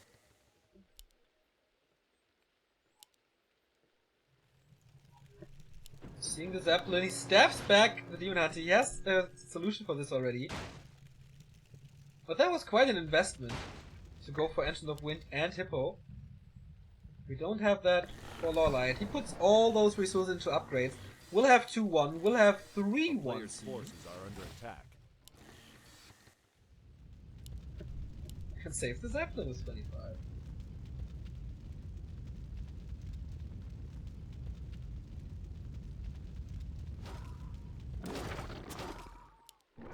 Dispel on the Entangle. There's a fight now. Both at equal supply. 1,000 gold on both sides. Nice Entangle. Can you get a Dispel out or stab him? Look. Bad for him. Level 4. So he finally caught up with Evasion level 2. And Life gets 2 kills here on the bears. Dispels it, but loses the Giant for it. Worth it though. Uh-oh, but this is trouble! The Demon Hunter surrounded by Lorelei. And what can you do if your first hero is gone? Not too much anymore. What a disastrous engagement by Lorelei. He has the way better upgrades. He had the better heroes. But now that's all down the drain. Level 2 Thorn Sora. So now, yeah, level 2 attack. Doesn't make much sense. Reju is working. No Dispel for quite some time. Everything is hurt. Shredder falls. This is easily a 2-0 for Life. I mean, there was Moon Juice, but he used that all. Oh, most of it. Can he fight through this? I don't think so. The Concave is a little better, but 2 more kills and GG. Disaster for Lorelei. But a great showing for Go! as Life takes the estimated 2 points, making it 3-1 in favor of Clan Go. But I think they calculated it that way as well. Now it's time for Xiao KK to beat Shimiko.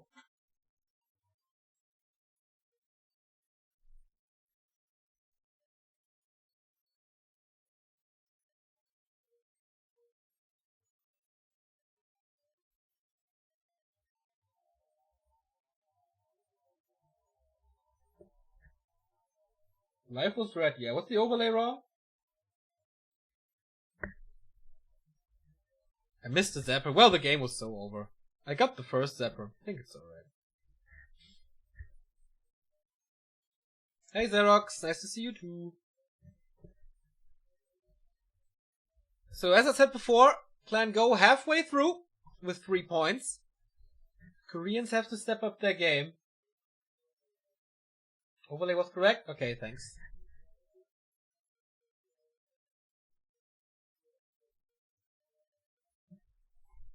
Amazonia is the first one of Jamiko versus Xiao KK. Ah, sorry.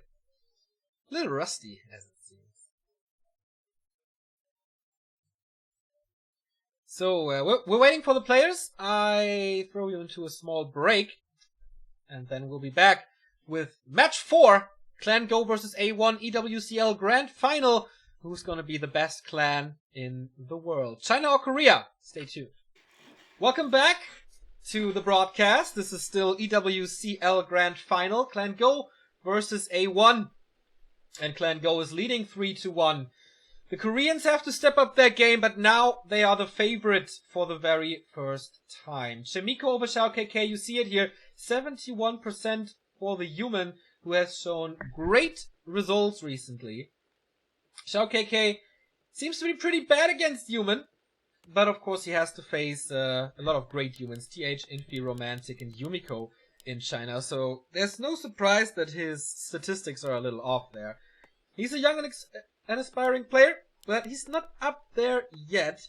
Shimiko had a great run in Seer Cup, finishing 4th, which was absolutely not to be expected. And he showed some great micro moves, but in the end, Lin was too strong from him. He took a map off of Lin, who won that final in the end. So, pretty damn good shape for Shimiko at the moment. He starts with an Archmage, and he has to save A1 if they don't want to have match points against them in the match of Focus versus 1-2-0. That's not what you want. So, Blade Master first for Xiao KK, starting in red, and Shimiko with an Archmage starting in blue. We are on Amazonia. And here we go. Lightning Shield on the Archmage. Moves it back though, doesn't help him creeping with all the militia here. Gets a little damage done on this rope. So that's fine, I guess. Starts off with Gloves of Haste. Blade Master on the other side. Oh, there was a Footman ready to last it, but he prevented it. Claws of Attack for him,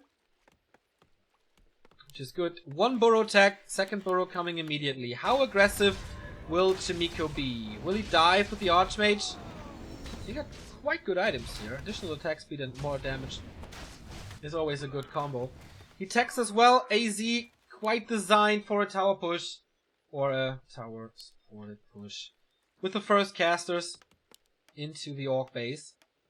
Will he go for... Like, the Blade Master's job now is to find the Archmage. Keep him low, keep him from creeping. But it's hard, since you can militia creep this Murloc spot. And usually it's set in stone that the Archmage goes here, but Xiao KK is quite far away. Is he just aiming for the militia? No. This could have been great damage, since poison will affect all those militia, but he's there.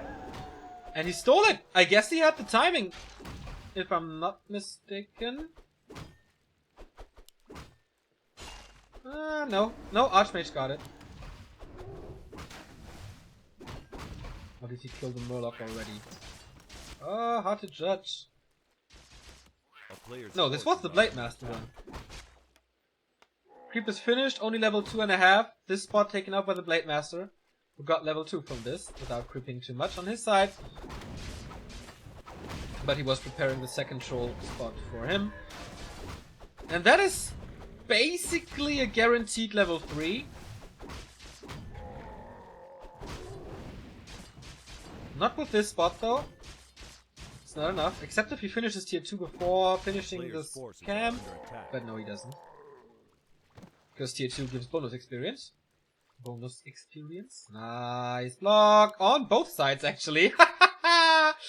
Body blocks against each other. I like. Archmage has Shadow Melt and there is no dust on that side. So quite easy for Chimiko to run away now. Is there another Windwalk? No, there's not. The Blade Master is of course faster, but this will just be a few more hits than the Archmage has. Boots? Oh, he has boots already, so he can just run away. No, it's the Blade Master. Jesus, what's up with you today? Boots and dust. That's it. Like, why? But now he can run away. As always, Beastery, Shadowhunter, no lodged yet. Beastmaster for Chimiko, so the aggressive alternative compared to the Mountain King. And that's level 3, that's what he wants. And he can go for it. Oh, wow. Quill Beast and level 2 Water Elementals going into the base where the lodge is only coming up now and the Beastery is at 40%. 3 summons if he doesn't forget about the Water Elemental, which he doesn't. Only way for Shao. Why is he not attacking this tier 2 building? Why? I don't understand it. Of course he wants this Burrow to keep him supply stuck, but the Shadowhunter is popping out. I think he misses a great chance here to kill the Beastery. Or can he get both? Burrow is gone. He keeps the Beastery alive, but it's time for the lodge now. 2 Water Elementals. The second one can't reach though. Summons another Quill Beast. Oh, this is good damage. And he has to cancel this. No Spirit Link. But he can get Raiders. Oh well, actually he can't get Raiders. But the Beastmaster will fall. Can't get Raiders because he is supply stuck. That's definitely a trade you go for. Mass repair. He doesn't have lumber. He doesn't have the lumber for the lodge because he has to repair all the time. That's bad. That's really bad. Chimiko must be smiling in his base. Getting the beastie back. He doesn't have a shop though. Again, the human's a little too greedy on it. A player's forces are under attack. But the priests are there to heal. And this lodge is so late. He didn't build a proxy or anything. Goes for the war mill now. Because he's floating in gold and can't really use it. This push will hit him hard. Oh, Orkboro immediately summoned. And cancelled. This is again more lumber. He can go for the lodge now. Don't really want to do that, but there's Hex. Can he survive long enough? Backstab kills the Archmage! Chimiko overconfident. Overstaying his welcome there. Too greedy, too aggressive. Walking into the arms of the Shadowhunter. And that buys Xiao KK the time to get the lodge up. Or will he just... Okay, he will rebuy him. But does he have a clarity? No, he doesn't have clarity. Doesn't have region scrolls. Because he has still no shop. Also no breakers. Mass casters only. Big investment into this level 3 Archmage now from Chimiko. But this could be a good timing. If he goes the northern route, which he doesn't. Blade Master scouting for it. Will he go for the Archmage again? It worked well the first time. Critical strike after this. He's so hurt. He needs personal assistance from the priests now. There's one more Windwalk soon. He needs that backstab. And then one more. Do we have Invis? No, we don't. But we have Windwalk. Still not enough. A player's force. Hex, Windwalk, right clicks. Is there a crit? Then he's dead. But no, blocks, no second Windwalk anymore. And a surround! He walks into a surround and the Archmage is safe here. Oh, Xiao KK too greedy and Chimiko built this trap. And it snaps. The guillotine snaps and KK loses the first one. Chimiko underlining his favorite status here. And catches up for A1. That was too easy. I thought he was wrong going for the burrow over the bestiary, but he was perfectly right. As he accomplished both the kill on the lodge and the kill on the bestiary. On the moonwell. Jesus! Orc burrow! And therefore, the raiders are late. The walkers were super late. And then, if you have double summons, and no dispel, and no spirit link, and you get another burrow kicked, that's hard. Walking into the surround there without mana, I mean, yeah, it's just peasants. They aren't that great. But still, they can close us around. And Chimiko did what he had to do. Winning this, and he needs to win the second map as well. Otherwise, a win of 1-0 over Focus would give Go the win, I guess. It's not decided yet who plays the 2-on-2s. This will be decided after the 1-on-1s. Game starts on Last Refuge.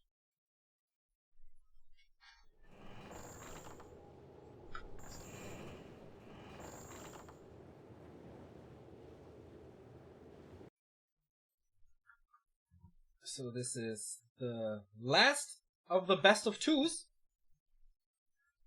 We've seen 5 of them already.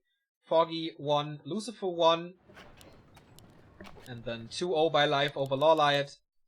And now it's up to Shao KK. Will he get the so important point, the surprise point for Go? Or no?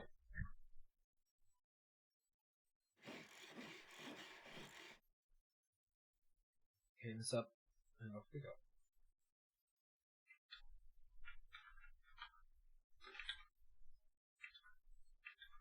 So again, makes it a little easy for you.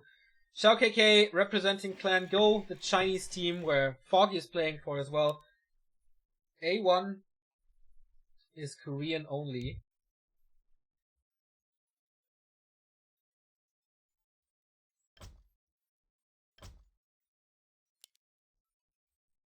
And therefore Chimiko plays for them. Shao KK in yellow focuses color. Maybe that helps him a little. Focus really good against human nowadays. Chimiko in red in the upper right. No surprise so far. Interesting building position, but I think it's still okay. The shop will come here, then that's fine. Base is sealed off for Chimiko as well.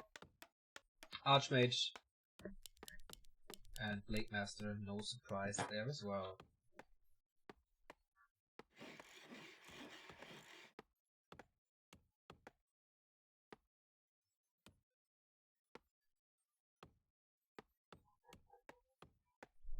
So the burrow is a little protected, and since the human will come from that side almost every single time, this burrow is in a good position.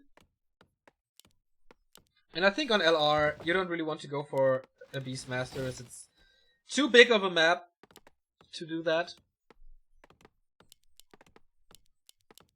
On bigger maps, usually the Mountain King is better.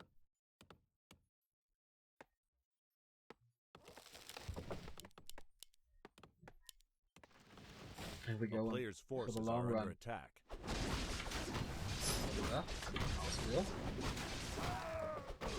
Which game was it that Chimiko got off of Lin in Circa? It was Echo Owls. Lost the game on Last Refuge. So if Shao KK plays like Lin, this should be easy for him, but play like Lin.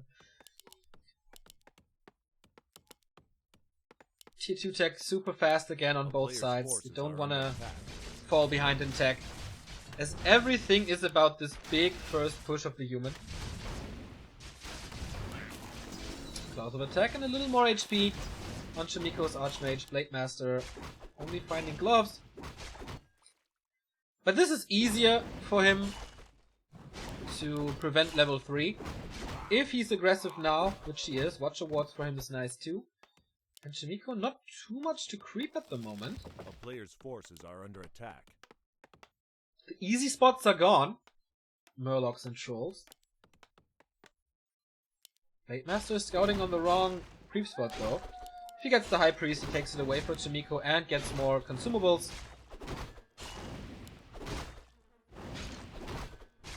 It is quite a trend to go for more consumables over permanent items at the moment. And they drop a lot more on that. Shao KK only on 1 grunt. This is super slow creeping. Or, no, it's 1. 20 supply. Now goes for the second one. Did he simply forget about it? Because he has the resources for quite a while.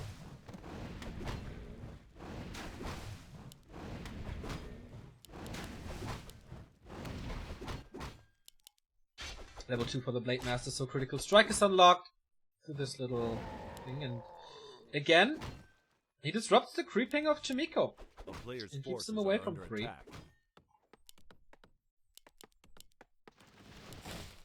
K2 Tech is finishing up though. Saves this footman. I thought he would send him into the creeps, but it's alright. Boots again. No big surprise. Oops, sorry. Thanks for the heads up. A player's forces are under attack.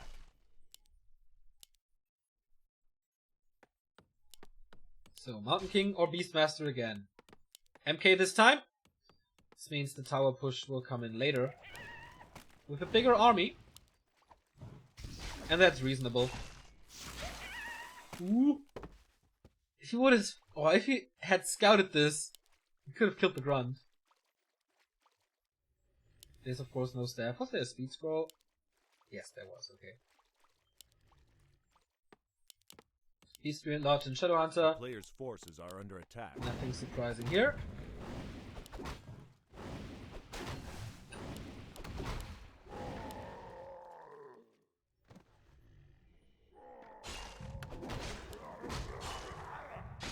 But Shao KK plays this better than before.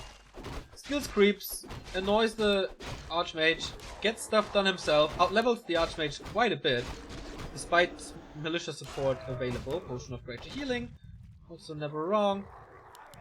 Chimiko's units are quite hurt. Militia support is coming out with the Mountain King. He knows that the middle is always pretty well contested, so he calls militia immediately. But Shao KK will see this from this Watcher Ward. And almost level 3 for him.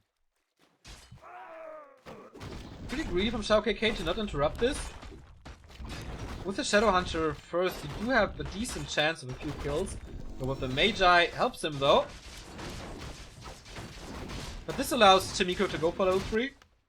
A player's forces get his double Arcane Vault, Arcane Sanctum and the Arcane Vault for breakers. And immediate level 2. Oh, scroll the beast. And Tome of Experience for the Mountain King. So much experience. Level 2.3. Blade Master's level 2. Does have Windwalk level 2 though. No critical strike for the push that's to come. And this will not be enough for... Oh, he sends the Archmage away. Is it enough then? I doubt it. 160? No, it's not enough. The player's forces are under attack.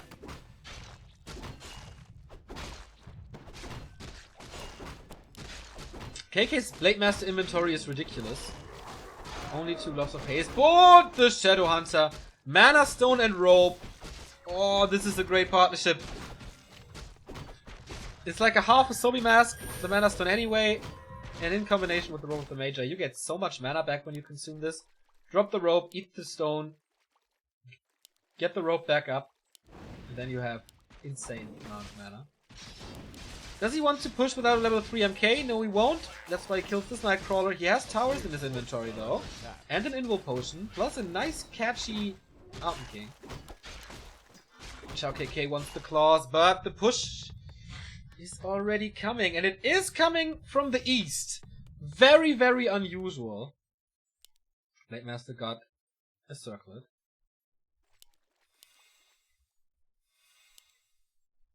Where will he position the towers? 48 supply for the human, and he wants to flank this.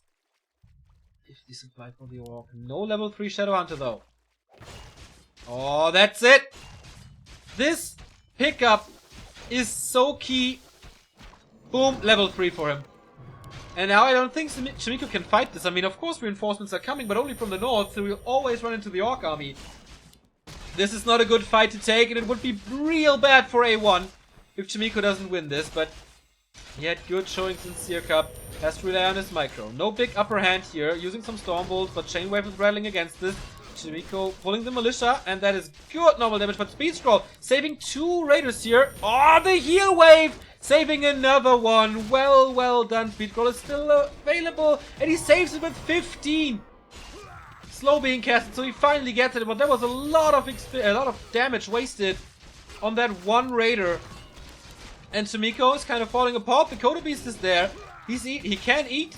Doesn't want to though. No breakers, no water elementals here. And Shimiko is completely falling apart.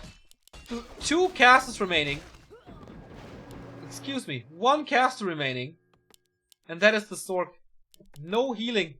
It goes for mass breakers now, but Xiao KK turns it all around with this 1 breaker kill. And all he needs to do in this best of 2 is get 1 map to give his golden boy 120 the advantage over Focus.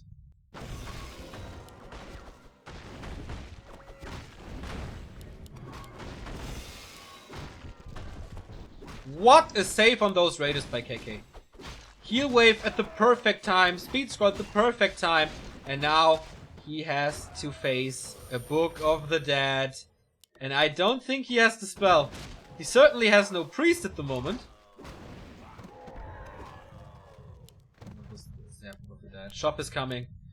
10% damage is there. And there is no Arcane Tower. Does he have... No, he doesn't. Pillage. Shimiko can't build more units. He doesn't have the spell. This is really, really bad. He has to call to arms, but he's supply stuck and has to rebuild 2 farms now. And in the back, there's a shop coming up. Call to arms. Everything is pulled. He needs to win this fight. How much mana is there? Oh, no mana anymore. Where is the Book of the Dead? We're waiting for it. It's in the inventory of the Blade Master. Can surround the Mountain King with it, most likely. But this is good damage from the mercenaries. Here it comes, trying to go for the Archmage. Goes for the sword, kills it off. Level 4 on the Shadow Hunter. KK seems to be winning this fight here. Gets another breaker in the north. The Militia did a great job, but so does the Book of the Dead. Level 4 on the Archmage. Brilliance Aura 2 with the Blade Master. There's no disable on him. There it is now. But no slow. There it is finally. Everything is hurt. And this is so much experience. Level 2 critical strike. He needs another heal wave. Oh, he has heal wave and a big potion. There's no threat. Another Stormbolt coming. But what's the target? The Blade Master is the target! And he finds it! Is this the comeback? Without the Blade Master. What a mistake to not use the potion there. He saw it. But the Shadow Hunter blocks his way through. Gets a lucky bash. Gets good body blocks. He needs the Zeppelin. He needs the Zeppelin. He gets the Zeppelin. But Xiao KK's army is not relevant anymore. And he taps out. No Blade Master. No competition. There was a good army for Shimiko afterwards. And he could have just pushed him. There was no resources for him anymore to buy him back. And Shimiko equalizes the series. It's 3-3. And that means we will definitely see the 2-2.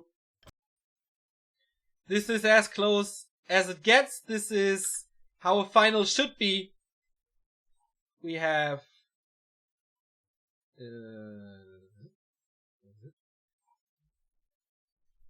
This is what happened so far. Foggy 1-1 Lucifer. Life defeating Lolaya 2-0. Shimiko defeating Xiao KK 2-0.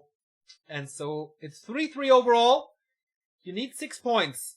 The next game is a best of 3. It's 1-2-0 versus Focus, the 2-time GCS winner versus the bronze medalist of GCS Winter. This is gonna be good. We have a little break here, as we have to set it up and invite the players and stuff.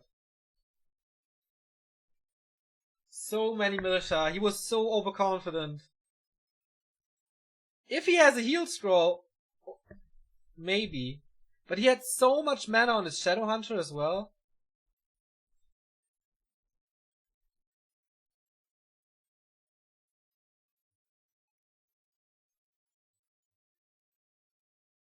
And then, of course, the last Stormbolt that he had killed the Blade Master.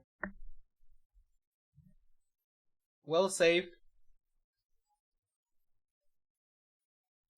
He wasn't supposed to win this. Not at all. Chao KK had this game.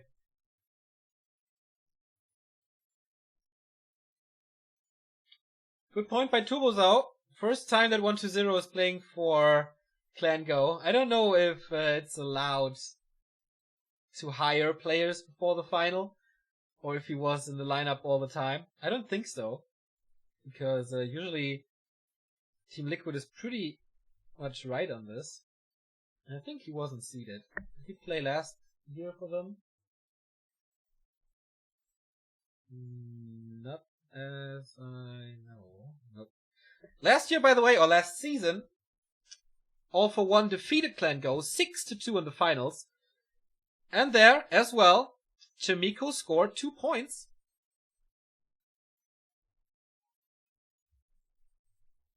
History repeating here at Back to Warcraft. So, this is the first time since GCS that we see 1-2-0, I think.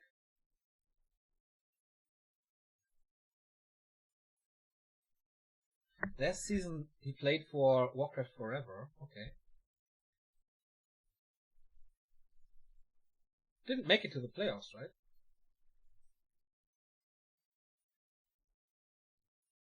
Turbozao knows everything by now, it's crazy. And Turbozao needs some help on Liquipedia. It's really stressful to update everything. Especially like player biographies, stuff like that. Please help us out. You can join the Discord at wikihelp.backtowarcraft.com. It's the official Liquipedia Discord, but the direct invitation to the Warcraft channel. So here it is. In chat, wikihelp.backtowarcraft.com. There's not too many volunteer workers anymore, or helpers. So we need to call to arms again. If you have some time, then please help us out at Liquid to finally get out of the alpha status. To get more exposure on Liquipedia. Break is over. 1-2-0 versus Focus. The star match. The captain's match. And we start on AI. Here they are. Here they are. Focus was so successful last year. 3rd place at Seer Cup, so had also a good start for this year.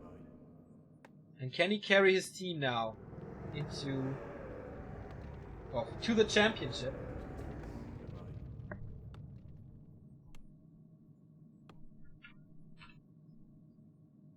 We will find out soon. This is now a best of 3, so no best of 2 anymore. We will have a decision between these two players. We will go all the way. This will not decide the clan war, but this will predetermine who has the upper hand in the 2-on-2. The winner of this match will have a lead, will take the lead, and will have match points in the 2-on-2.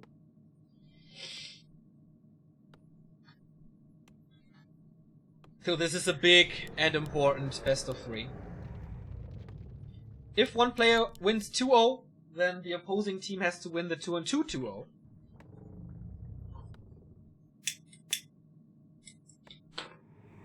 And I think you realized how this clan war works by now. Did I update Read More? Shout out to Read More, of course, again, as always. Always happy to see the comments there beneath the live matches. It's a late Fiend, early Decay build order. That is a little later tech. Oh no, a little earlier tech, of course. On the other side, Blade Master and Grunts. 1 borrow tech most likely. 1-0 was insanely disappointing at GCS. Since then, I haven't seen him. So what is he doing? He is practicing. Sharing a ladder account with Life, as it seems. Sharing a stream with Shao KK, as it seems. And Focus, we see him all the time. There's no way Focus... Like, okay, there is ways Focus can surprise us, but it's very unlikely. You see him in all the cups. Playing Clan Wars. Playing every big tournament. And very successfully so. Are under attack.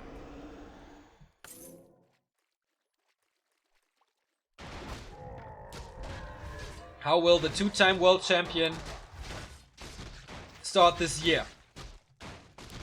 Blade Master's coming in. The Ogre Magi is still up for grabs. Will be exposed though. Goes for the Ghoul. Saved by a coil. Nice timing. We said during GCS that his coil timings were a little off. Oh, coil on the Blade Master. And that's GG. Stunned! 2 minutes and 50 seconds. By far the shortest game of the year in official tournaments. 2 minutes and 50 seconds. And he taps out. What a misplay by 1-0. And what a great situation for A1. Clan Go hired 1-0 to be his juggernaut, to be the deciding factor. They have Joshishi on the bench. They have OC on the bench, Shun on the bench. And Focus with the instant harass and instant aggression.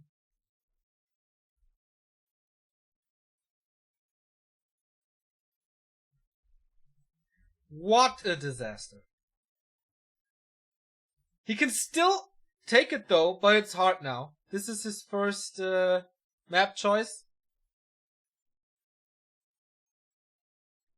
It's Death Trap.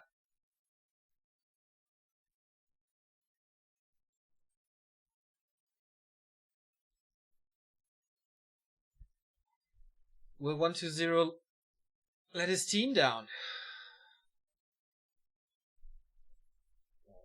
What a huge disappointment.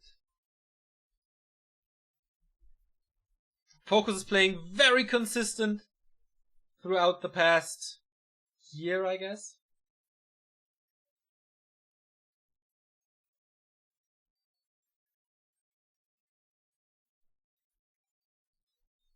Wanted to go for this ghoul creep. Had to use 2 coils. Miscoiled the ogre. And yeah, it's really hard to get to level 2 if you don't get the spot. Blade Master will always be in your face. Blade Master will always harass you. So it is really hard to come back, but as chat is pointing out, you don't do that in team matches. You try your best. You don't let your teammates down. He needs a super strong comeback. Without a point of 1-0, it's looking pitch black for Go. Focus 1, 1-2-0-0. A1-4, Go 3. We go on to Death Trap.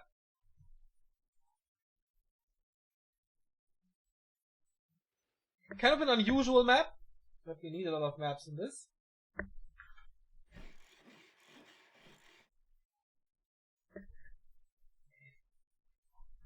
Swap it around again.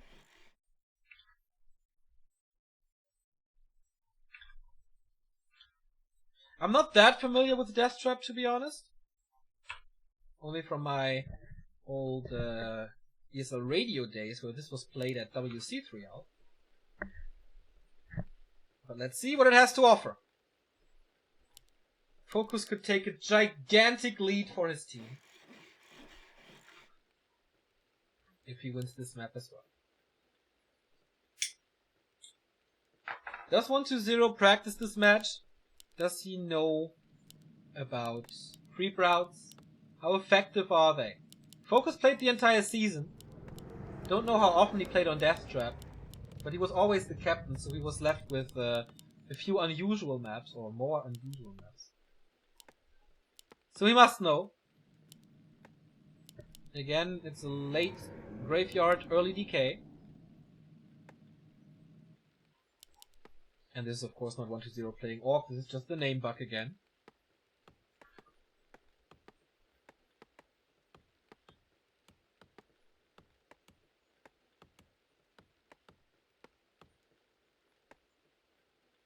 A player's forces are under attack.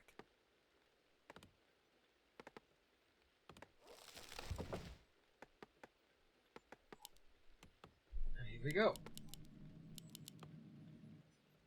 Scouting in the wrong direction.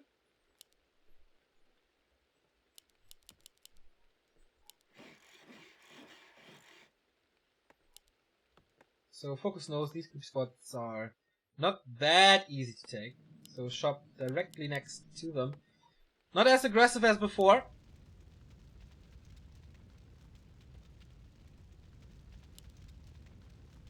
Murlocs for poison. Rock Golem. This is quite hard to start things with. This is a little easier in the little village. With a coil start, you get this skeleton. Or skeleton warriors. Easy to take.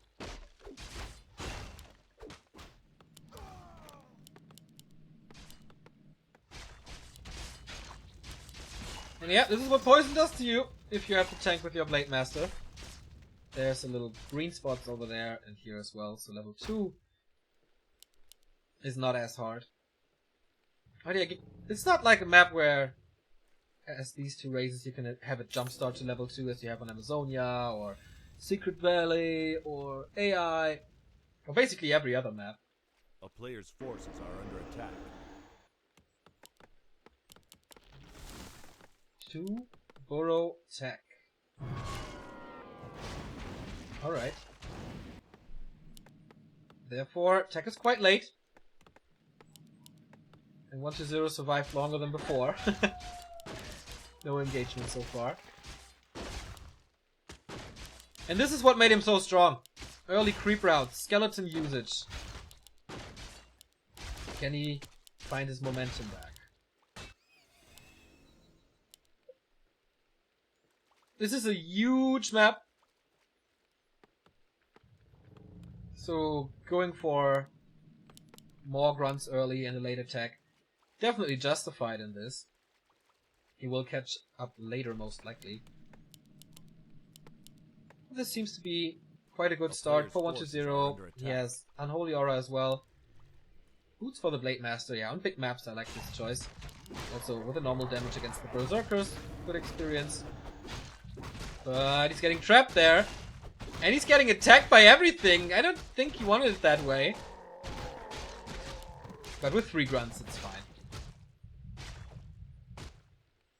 2 Fiends out. Not too many good items here for 1-2-0. 2 Circlets and Boots already on the blade. Oh, Potion of Greater Mana. Oh, sweet for the Shadow Hunter. But he needs to pull the aggro here, and does it. Level 3, level 2 Windwalk. Big duration boost and max movement speed.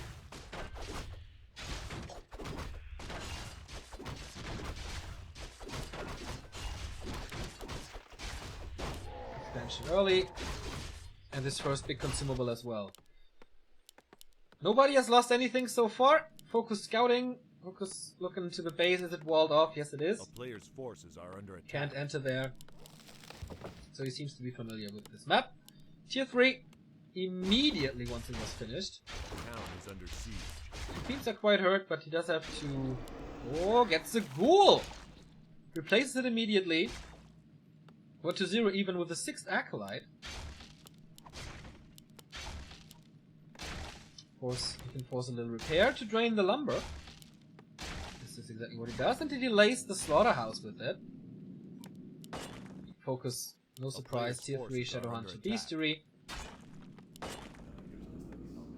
This is not too much progress. He wants to keep the undead from creeping, obviously, but he gives no fuck about this.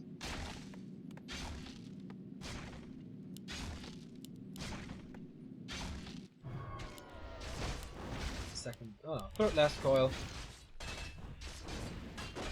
And he keeps on creeping. Level 3 DK. Oh, the Lich now. Has Frost Armor. How many Windwalks are there? I think a lot. Yep, 3 of them. And the big mana. The Lich is definitely in trouble. Maybe you should pull the DK back. But with slow. This is just a lot of damage. Still the DK, not even close. Lich has a potion. Doesn't want to use it though. Shadowhunter is creeping his part of the map. Ooh, DK super low as well. Just from the creeps. He fucked it up there. Microing the Lich maybe helped the creeps there a little. Tanking way too much with this. And the Fiend is hurt as well. Many coils were invested. Oh, the Blade Master. He's coming. Takes the wrong direction. Did he see it? Did he smell it? No, he didn't. No Frost Armor anymore. And the first hit goes through. He has to be so careful. How many Windwalks? 4. Backstep on the Lich could kill him. Oh, low damage roll. Can he get one more hit? Sword is long, but not long enough. Here comes the coil. He saves the Fiend as well as the DK. Whoa, whoa, whoa, whoa, whoa. But he saw the movement of the Fiend. So he's haunting her. Shadowhunter has an easy time getting to level 2. Gets the first class of attack of the game. And tier 3 is finishing up. With Ensnare upgrade. No walkers. And that was pretty lucky by 1-0. To not lose anything there. But this Lich is so far behind in experience.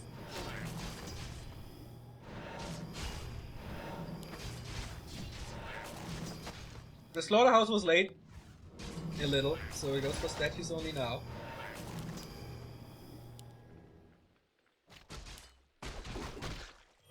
And this is close to level 3. Great healing as well. Second one. So.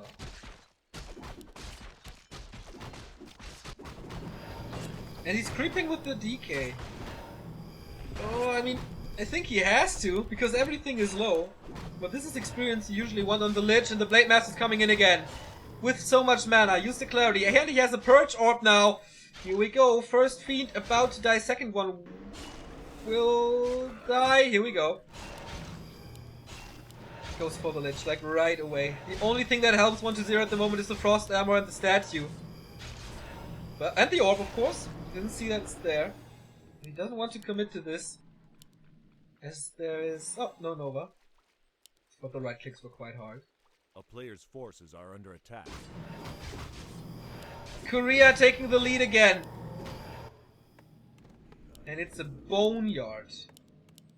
Worms versus Orc is something that we just rarely see by WFZ.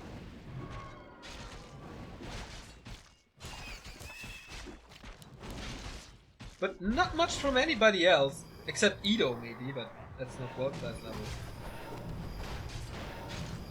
Players' forces are under attack. TC third, of course, with 2 clarities. Roll over on this. Ancient Django of Endurance, even more movement speed, very, very helpful. But the Blade Master is quite a beast with plus 15. The Shadowhunter has the big mana potion now and level 3. 42 supply only though, against 38. Level 2.5, no level 2 Nova. And the Orc is getting ready. Stomp is up. And he's walking straight into the Orc army. Oh no, he doesn't.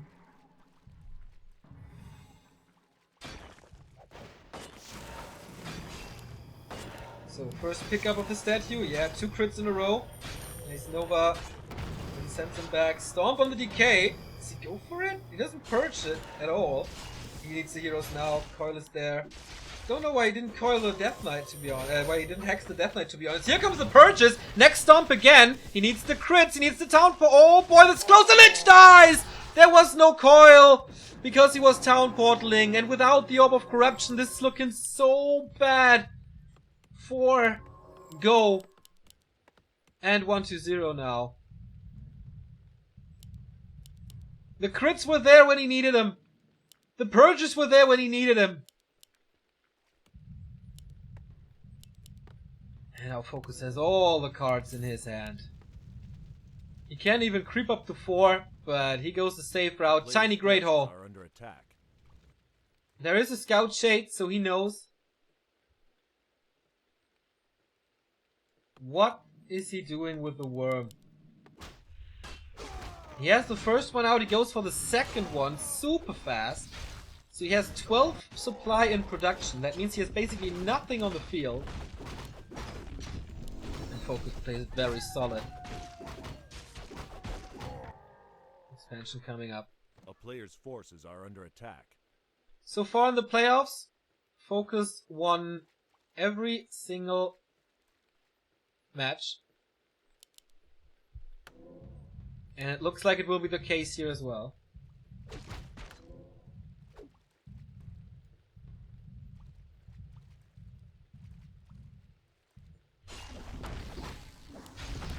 We have a lot of damage now, but still creeping not as fast as he wants it to be, because there's no Orb of Corruption. He takes so much damage again. Boulder Toss onto this DK. Statues have to heal over time, and Focus going for the red spot here. Fairly easy red. Okay, 2 assassins, 2 enforcers. That is quite a big one, but no level 7 stuff. Ankh of Reincarnation, also the reward is not that big. But for the TC, I think this Ankh is really good. Bigger invul potion for him as well, for the blade. We don't see Banshees. We don't see a Pit Lord. He just goes for pure damage. Red spot for him now as well. Finally a level 3. Also no Dark Ranger. His item is Mana Stone. We'll be very happy about that. But the expansion is running against him. Focus, by the way, cutting some corners here. Not going for reinforced defenses. Early Wyvern to counter that damage. 63 supply. Blade Master level 4. TC level almost 3. Oh boy, that's a big level up. If you get... Yeah, it's big. This is really big. The extended stun duration will really make a difference. 2 worms though. And a destroyer. He can dispel the hex. But there's no reason for Focus to go for Spirit Lodge now. A few headhunters would be nice. Oh, he does have them already. Here we go. Going for the Lich again. There is an invul. Uses it immediately after a blink of an eye. Beast Scroll being used. And now the damage on the Frostbite is surreal. Plus 26. He nukes the Blade Master. Holy shit, that was fast. Can he get to the Tavern? The Tavern is far away. Definitely a lack of damage now. In Focus's army. Heals another Frostbite. The first one is gone. Level 4 on the Lich, level 5 on the DK. Has a Hex on the Worm, stomps it. Can't get a coil out. So Focus TPs. And 1-0 is down to 45. He stayed in that fight for quite a bit. And he killed both worms. So what's worth more? The Blade Master or the 2 worms? It was a lot of experience for his heroes. A player's forces are under attack. That were still alive. He died with a big heal potion. That nuke was so fast. This game is not decided. 1-0 fighting uphill. Again a big invul. Super helpful for the Lich. Ankh of Reincarnation on the Blade Master this time. Clarity's running. Heal Scroll. Invul Potion. 2 big invul potions. Oh no, he swapped it. Sorry. 1 big invul potion, 1 big healing. 2 big healing. 1-0 could go for these Boros. They are so easy to take out. His army at the moment has nothing. He invested so much gold into these worms and wasn't able to keep them alive. Wasted so much time. Not too much to creep anymore here.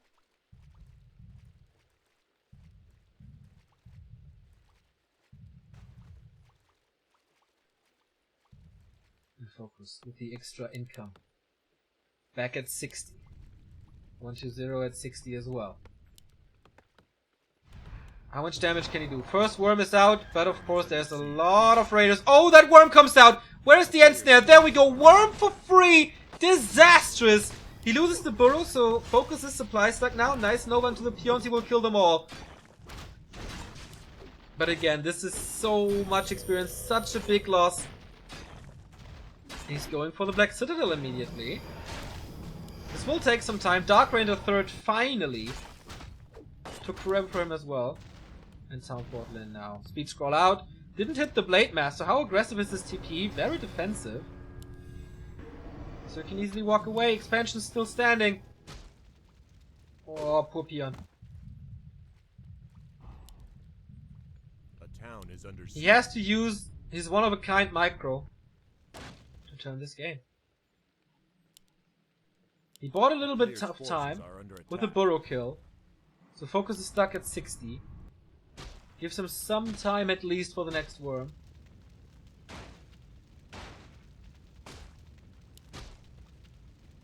Cool is helping, forcing focus back.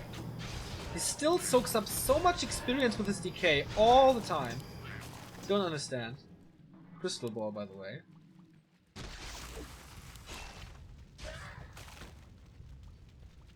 He saved the expansion. But for how long? 64 supplies, so many headhunters. And that's understandable, because there's no normal damage in this army except from the ghouls, and they will be easily taken out by the focus fire. Off we go. Position seems to be okay. What's he doing with the worm there? In the middle of everything, 3 destroyers in the air. Oh boy, but the worm is dead. Like, where was that coil? He has so much mana. Silence on the Blade Master is going for the Lich again. Second worm is in, but kills another destroyer. This is 12 supply gone already from 120. And the Blade Master is still full HP. The heroes are looking very good. As long as he keeps the few raiders alive for the end snare. This is so good. He can't do anything against the Wyvern. Level 4 on the TC. 120 takes him out. Level 5. Can he go for a nuke? Maybe Blade Master is the target again. No, has to use the coil on the worm. The position for that worm is still very, very, very bad. Big healing being used. There is silence on the Shadow Hunter. But swaps the invul. Well done, and the worm falls. This is the 5th worm, I guess, that dies.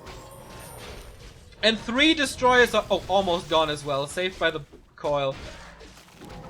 My god. Focus is tearing him a new one here. Almost surrounding the DK. Getting a Hex out. Don't dispel it with Purge. Does it so.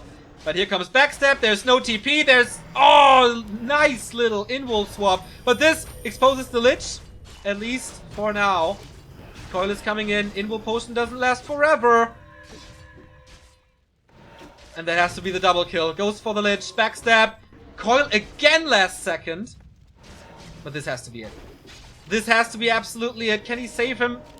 Somehow. No, he can't. There was nothing on the Dark Ranger. GG. Focus defeats 120. 2-0. And this is the major, major, major win for Clan A1. Oh, the Chinese have to win 2-on-2s now. Both of them. This is not what they were promised when they hired 120 right before the final. This is absolutely not what they wanted. Maybe should have seeded Life. Maybe should have seeded Foggy. But I mean, if you hire 120, you want to seed him in the ace match. Or, it's not the ace match, it's the captain's match.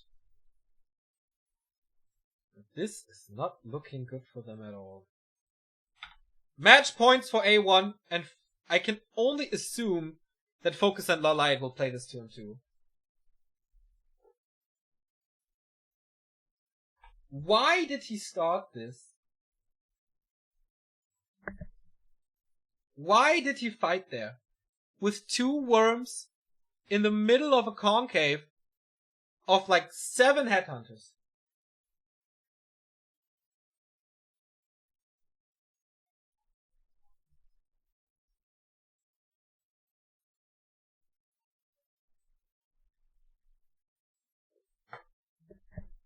I don't understand. So many big losses. if you lose like 6 worms against triple hero orc, yeah.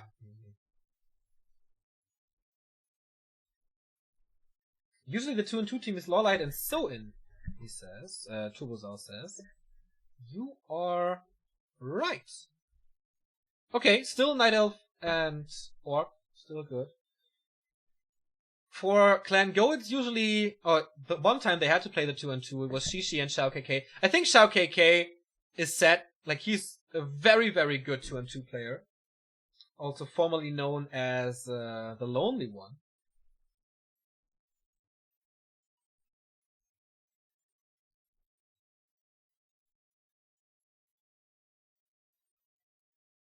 Ay, ay, ay.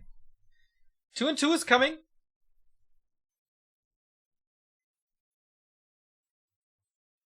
But I think they have to figure out what's next.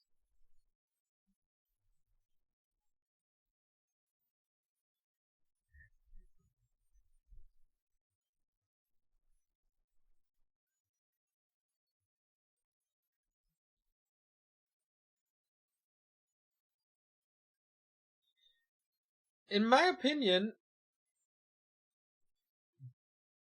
All for One only needs one 2-2, right?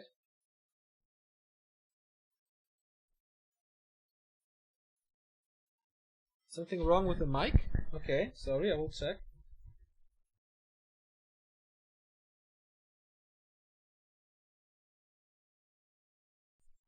Okay, I think the boom arm was next to the screen. That might have caused some problems here. Sorry about that.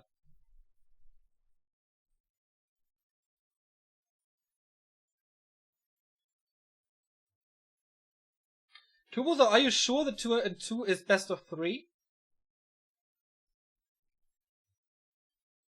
I think it's best of 2. Because if you look at the Perfect Show versus All for One Clan War, it was a 1-1. So I assume it's best of 2. And Clan Go has to win it all. They have to win both. Otherwise, the champion is once again All for One.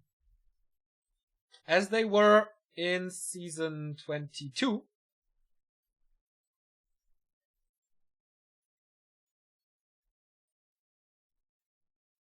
And 23. They could be, wait, how often did they win this, man? 22, 23, 21. Okay, there could be a 4-time champion in a row. Pretty impressive. Are they in the game yet? No, they're not. Still waiting. So, I will ask who will play.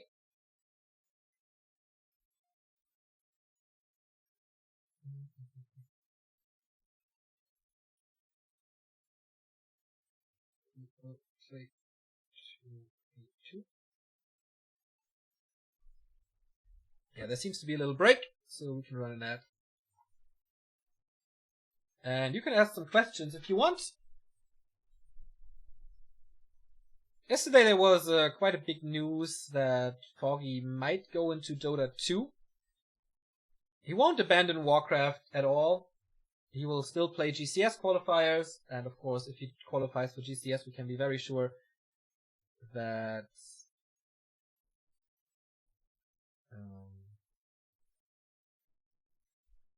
he will prepare a lot for it.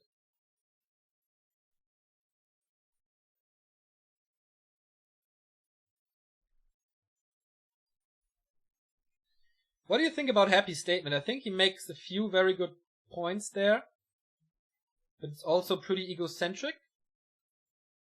Maybe I will elaborate on that, but I need to prepare for this, since there's a lot of things to think about. Almost, like I haven't seen the perfect statement yet on Reddit or something. There's a lot of stuff that plays into it. So I don't really, I understand Happy a lot better since I read that statement. Still, it's not my point of view at all.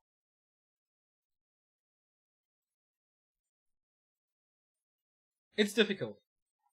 What happened to Yumiko? He's still playing, just not very successfully. What's up with the new cup? Nothing set in stone yet. Working on it. Will not be what you expect. I said yesterday that a lot of people will be disappointed, I guess. Who was it? I texted it to...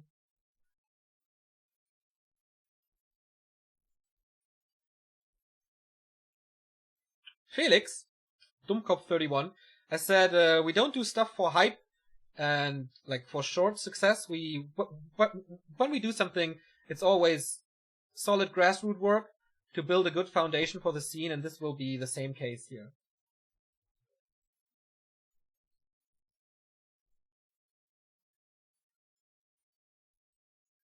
Is Yor still playing? No, he's very busy, so he can't play at the moment. Would it be possible to have a back to Warcraft League where the best players in the world play against each other in seasons with games at scheduled times? Possible, but very unlikely at the moment. We're not there yet. This would be a thing if there's more money in the scene.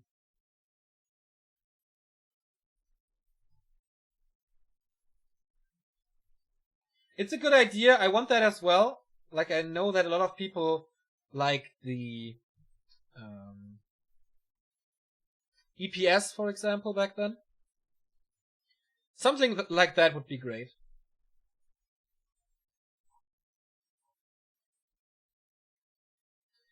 What's the chance of Warcraft 4 or just Warcraft 3 remodeling? The chance of Warcraft, the chances for both are very high.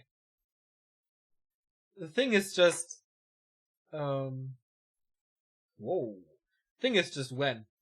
We will see Shao KK and 120, who are the current vice champions of the last 2-2 Cup of Tet, and Lucifer and Lawliot. Lucifer and Lawliot, man. Okay. Of course, this time our resource overlay won't work.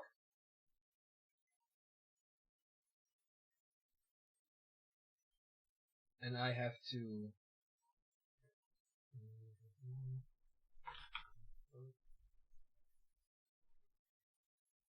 make this a little bigger.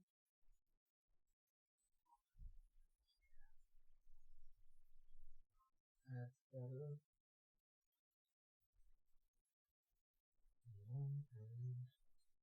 Game is starting. As far as I know, match points for A1 now.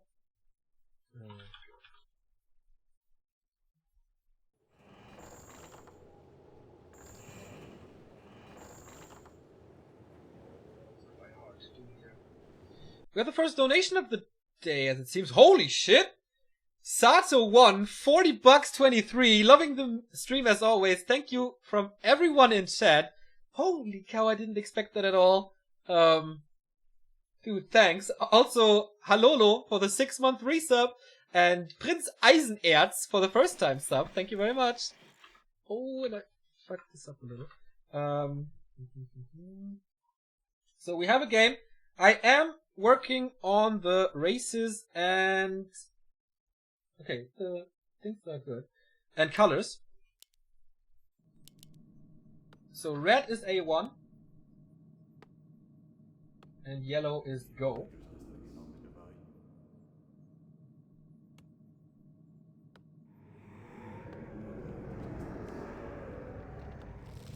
So go is playing Orc Undead. In yellow. Very unusual.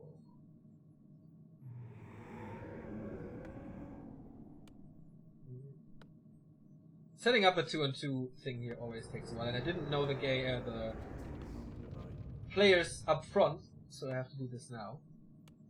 This is the first time that A1 is playing with this 2-2. As Turbozau pointed out before, this was Soen and Lawliot the entire time. Now they switch it up. Yeah, it's okay like this, right? And of course it's 0-0. This war is. Doesn't look that nice. It's a little impromptu now. But whatever. You have all the important information. Lucifer and Loliot starting in the upper right. Lucifer was very successful today. Didn't expect that he gets the map off of Foggy. Cementing the way, or paving the way, for this successful A1 team who could win this championship for the 4th time in a row. Loliot with the Keeper of the Grove first and Huntress build order. He's feeding Lucifer, of course. On the other side, another very unusual team. Orc, Undead. Very rarely to be seen here. In the scene in general. Usually, Night Elf Orc is all the rage, and Undead Night Elf is all the rage. But not here. Players' forces are under attack. Can't position this any better. Sorry that it's crooked. It annoys me as well. Early tech from KK. There's gonna be a lot of 1-2-0 fiends. Of course, they will be a little later. Blade Master has the upper hand over the TC.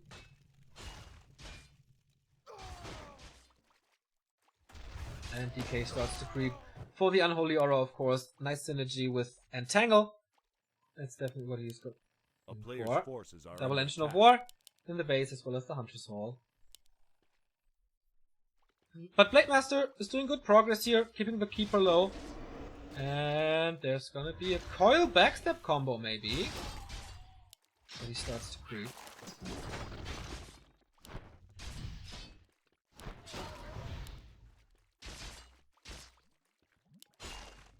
Lots of skeletons for 1-2-0. 2 and 2, of course, not that hero dependent, so you want to keep your units alive. Even if you sacrifice a little leveling for it. Calls on both sides. Loliot and Lucifer both in trouble on their heroes. Really shouldn't lose them, but almost getting rid of that fiend there. No coils anymore, and Lucifer level 2! That means aura versus no aura, and you can't really fight that anymore. Good amount of skeletons on Lucifer's side. And they did that fight pretty well before the first Huntresses. There is a timing on the Night Elf Undead combo. Huntresses are so weak late, especially against Fiends, that you have to win this before the late game. More and more Fiends, no tier 2 tech here. Lucifer is teching, so they will go for a Destroyer push. A player's forces are under attack. 3 Fiends of Lucifer, more creeping. No harassment at the moment. And he's not even close to level 2. Blade Master has almost 0 experience for KK. And that would be the 6th point if they win here on Goldshire. Claiming the gold on Goldshire, how fitting that would be.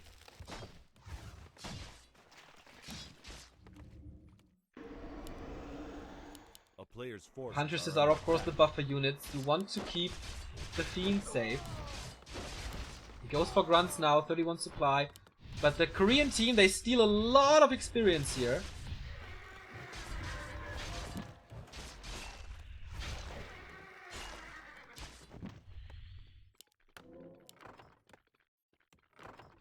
And this push is hard to defend. Even though it's only 26 supply, KK is waiting for his Shadowhunter. KK is waiting for his Lodge and Beastery to come up. And there's a lot of pressure. Of course, no reinforced defenses. Lots of repair on that burrow. But of course, can be fed by 1-2-0, who's still creeping. Finally got his level 2. Kind of caught up in experience here. And the Shadowhunter is out. Shadowhunter, Fiend, Coil, good combo. How much can he get? More Huntresses are coming in. Of course he wants to dive into the Fiends here to do the damage with Bouncing Glaives. Works okay so far, one more Coil. In the north, the Grunts have the upper hand against the Fiends. Hex and right clicks kill one of them. Loliot gets away with a bit. Like, didn't lose too much. Another Hex though. And I think that he's overstaying his welcome. The aura is so important that he got it. Oh, nice block by KK. And can't capitalize. Another Hex comes out using a lot of mana for this. But he gets the kill nevertheless. And that's a strong comeback from Go.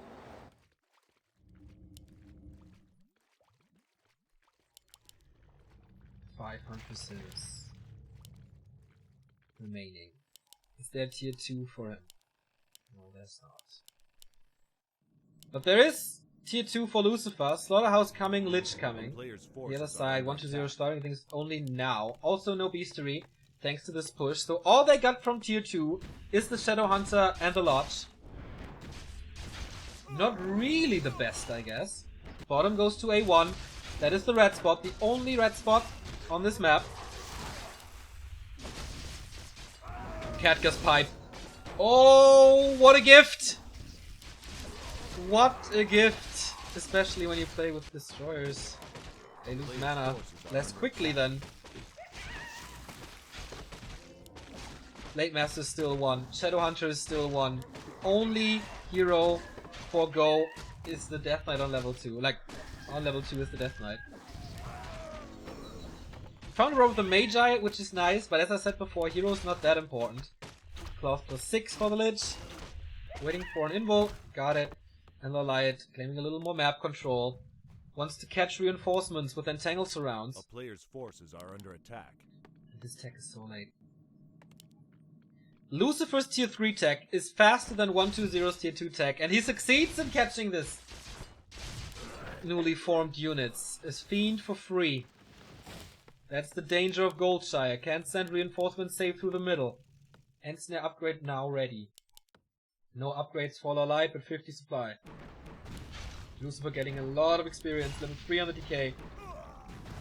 A player's forces are under On the other side, the north belongs to the Chinese. Field scroll and invul, plus claws on the blade.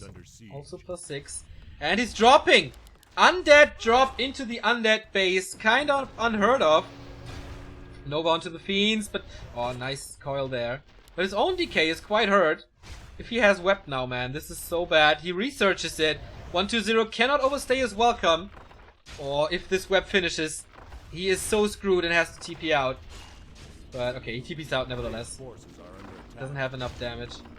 For this, he got 1 Acolyte in tech, but the tech is over, so he replaces it immediately. It's not that bad. He's stuck. He has to unsummon this building before the 3rd hero. Oh, that was a good call by 1-2-0 to go for it. That buys Go a lot of time. 1,200 gold.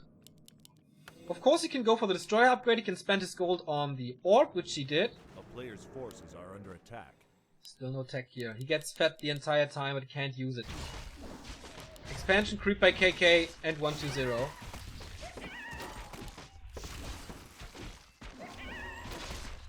Lots of invuls. He cannot afford to lose his Blade Master, and he also cannot afford to lose the Shadowhunter. Both playing it safe now.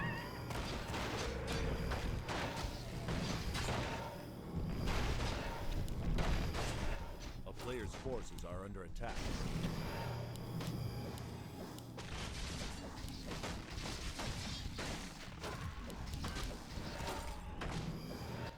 Where is the Destroyer upgrade from 1-2-0? He's in tier 3. No, it's tier 2, sorry. Only tier 2. How does he want to... Oh boy, Blade Master forced into the invul.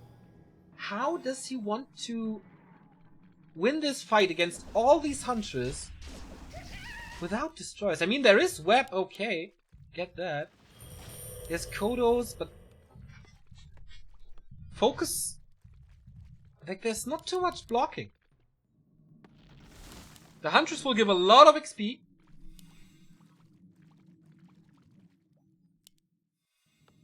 Lucifer is back at 50 supply, going for 60 now. Dark Ranger 3rd. Against the, of course, the Undead Nuke and the Shadowhunter heal. That's very good. Blade Master scouts if this is crap. It is, but he should have known from the Brilliance Aura. Very, very good auras here. Thorns Aura against the Orc. Brilliance Aura for yourself. And Unholy Aura for yourself. And of course, I don't have to tell you this. In 2-2. This is twice as important. He gets entangled on the Blade Master. Coil Nova. Is this another invul? He just bought it. And he gets rid of it. The big one is still there though.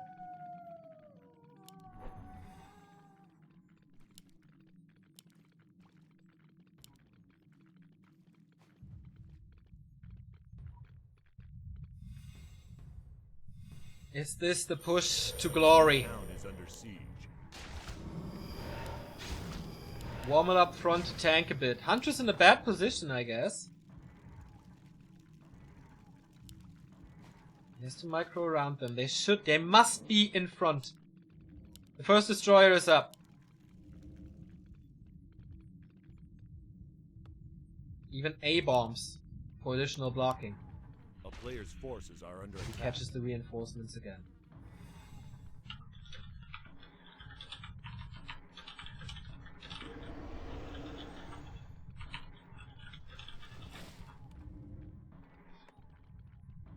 Making sure I'm not telling you any bullshit here. Okay, is this the fight for the championship? Or will Go prevail? Entangle on the Fiends, of course. Focus Fire is so hard with all the Fiends there. Does he have upgrade? 3-0 upgrades! Oh my god, against 2-0. The damage comes from the Fiends, that is for certain. The DK is a little bit out of position, has to reposition. The Destroyer is up. Nova comes into the units here. The Thorn Thrower, of course, is working against the Orc units. They suffer through this. Mana Potion on the Death Knight. So far, it's looking okay, but for how much longer? Web again on the Destroyer, but Fiends are falling for Go. More Fiends are falling for Go. Coils are coming in. The Shadow Hunter is out of mana now. Heals up the Blade Master, who has another heal scroll. I think A1 is doing this, man. Lucifer is still up at 65 supplies. So is KK. But where's the damage in this Orc army? They get a nice round there on the Fiends. They just take out the damage. Can the Blade Master do it? He's going for the Lich, who has an Invul Potion.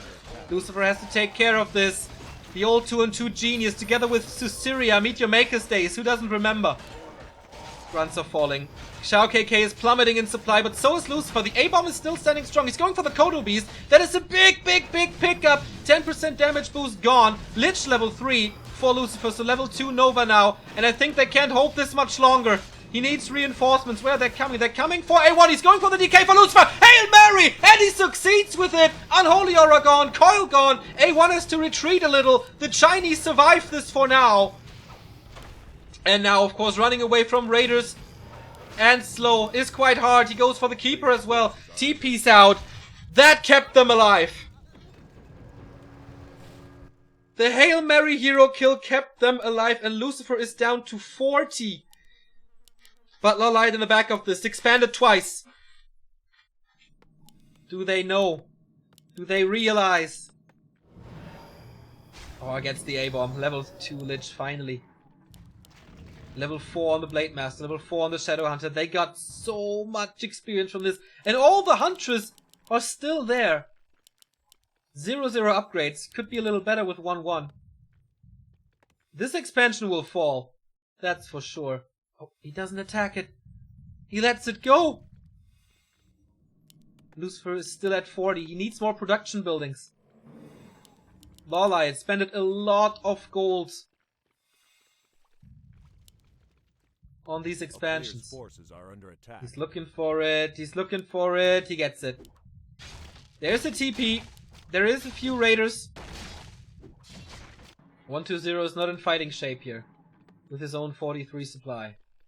But this is a big pickup. At least one of the two is gone. There is a counter expansion by an undead. Main gold mines. 6,000 remaining. 6,200, 300 gold. Advantage from this, but of course there's a lot of feeding going on the Korean side.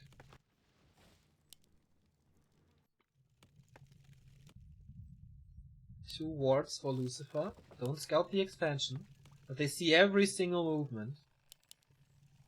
Scouting in the north from the Zeppelin. Laliat has additional income. So much more Fiends. First defend upgrade for Lucifer. Gonna be 3-1 then. Still 2-1.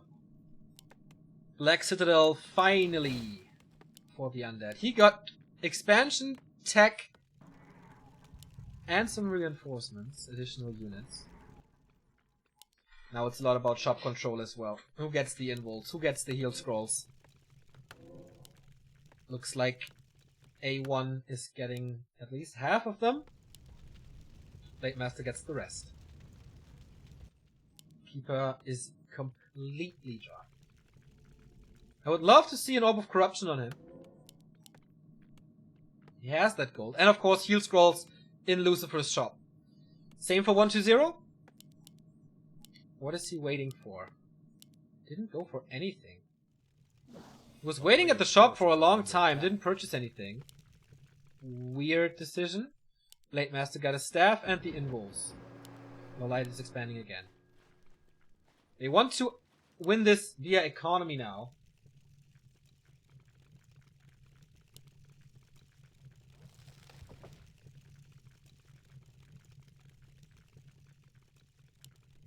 Still 0-0 upgrades. Doesn't believe in Huntress upgrades. There's heal scrolls left, but no invul. Gets a town portal and both heal scrolls. Huge investment. 3 heal scrolls, 4 heal scrolls on A1 side. They have to do this. There is 0 heal scrolls against 4. That's 600 HP. Mass destroyers. 5 of them.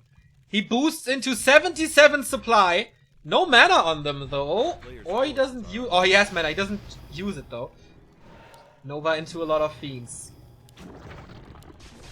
Nice dispel. Can't save the fiend though. Good opening for the Koreans. Here we go. Big fight. But what is that? That's 65 supply on 120 against almost 80 on Lucifer's side. DK is in trouble. Blade Master getting coiled there. Lucifer has to keep his DK alive. That's for certain. Heal scroll 1 on the Keeper being used. A lot of heal scrolls have been used already, as it seems. Can he heal the Blade Master? There we go. Heal wave rattling through. He's not close to 5 on the Shadow Hunter though. DK out of position. Forces the TP again and Go survives again. But the expansion is paying off more and more and more. He has a scout here though. He sees the expo. He got rid of the acolytes with a few split Huntress. Smart move by Loliot. Very, very, very smart move. He loses them, but Medal of Honor for them for sure. So 1 heal scroll remaining on the Keeper. 1 on the Dark Ranger. Blade Master's dead? What the fuck? How did I miss that? Okay, of course they want to push now. Oh my god. Where is the damage now? I don't get it. Level 3 on the Lich. That can make up for it a little bit. Abomination for 120 is falling. Big blocker gone. And they have to win this now. This is so good for them. Level 5 DK.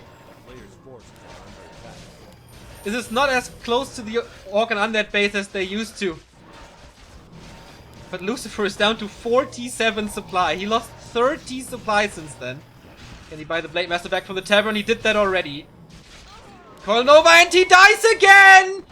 Second time. Oh no. Can he get the revenge kill on the Lich? He gets a Hex out. The Coil arrives too late. And now no Orb of Corruption anymore. I told them before, get one on the Keeper. But he doesn't go for it. Hero focus time. Going for the Dark Ranger. Is there another Hex? Yes, there is. Coil arrives in time. Oh no, the Lich is back. But that was a big, big, big rebuy. Same, or Dark Ranger dies in the end as well. What a game between them.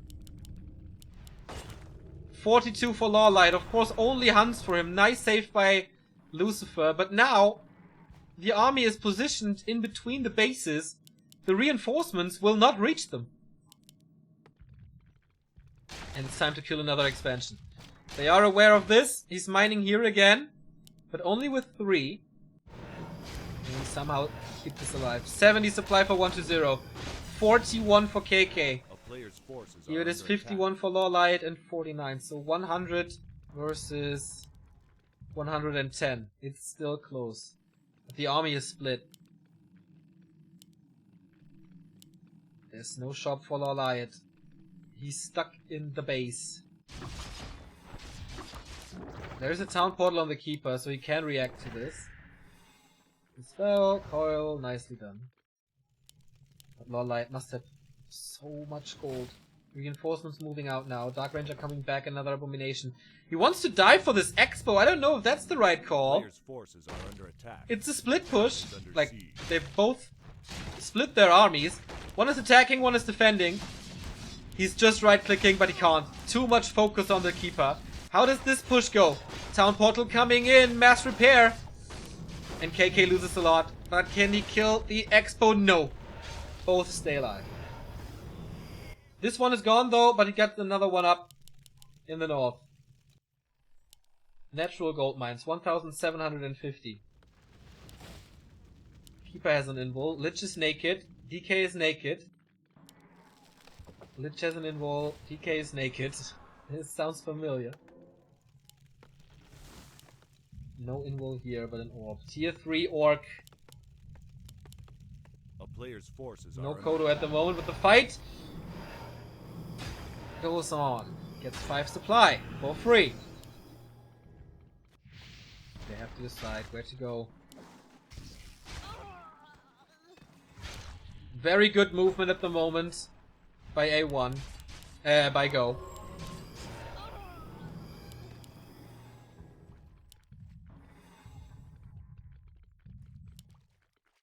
They always stick together.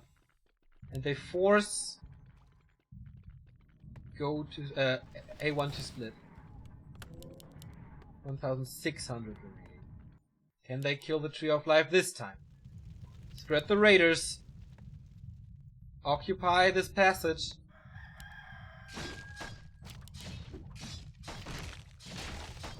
Yeah, this is, of course, there's a free expansion on the Alliance side. There's no way of defending this. A1 has to consolidate a little. Beastmaster third? Is he so sure to win this that he goes for Beastmaster third? I see no value in this against all the destroyers whatsoever. He's a little tank, but that's the only thing. Raiders are flanking from the right. Are separated though. Fiends are exposed against the Huntress. That goes vice versa, of course.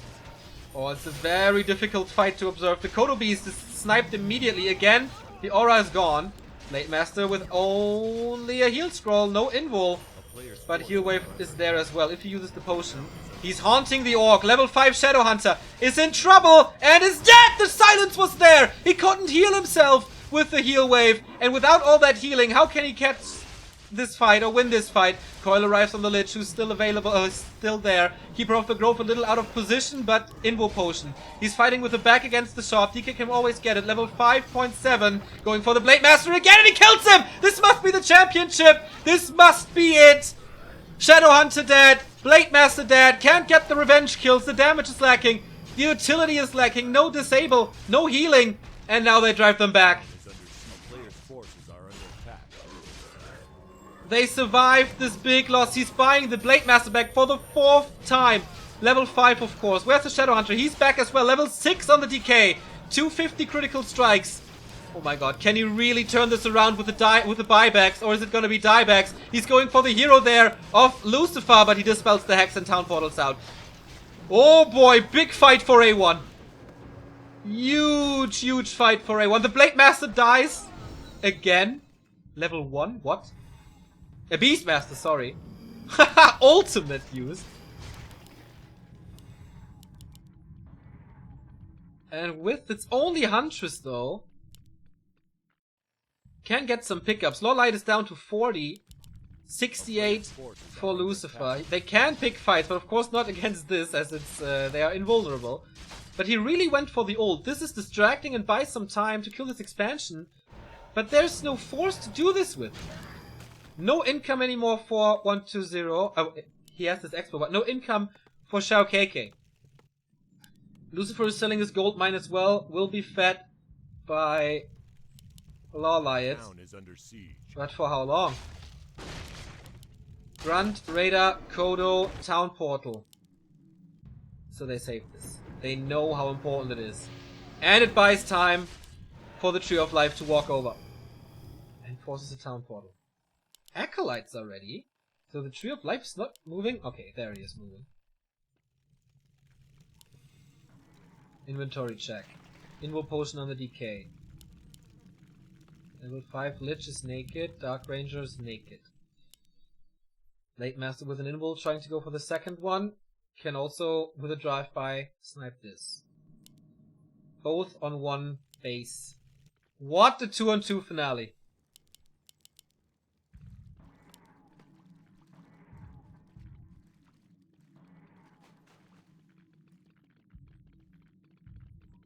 $72 for Lucifer. Almost 50 here. 120 supply. 41 for KK. 51 for 120.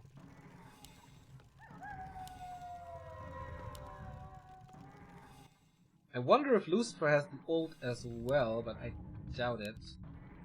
No, Unholy Aura 3. So much health regen. He's calling all acolytes.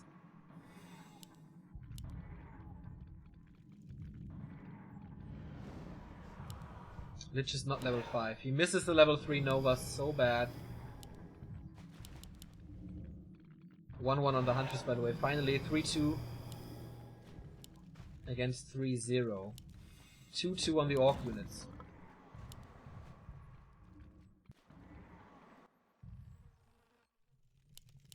A player's forces are under attack. They defended 4 times now. And we thought, I thought it would be over. But no. Ancient Protectors. He has so much gold that he and a few leftover wisps that he goes for 4 Ancient Protectors. Don't cost supply, of course. And they're buying so much time for the Tree of Life. He's there. He's entangling. Go has to do something against this. Otherwise they will be outmined. 3rd gold mine as well. If A1 keeps Go in their half of the base, of the map, they are the champions. He's mining from 1 gold mine, but it's just a matter of time. They find the protectors. The Keeper has 2 heal scrolls, but no TP. This could be a target. Level 5 Keeper. Level 2 Thorns Aura. Level 3 Entangle does so much damage if you don't dispel it. And the APs are up. At least part of them.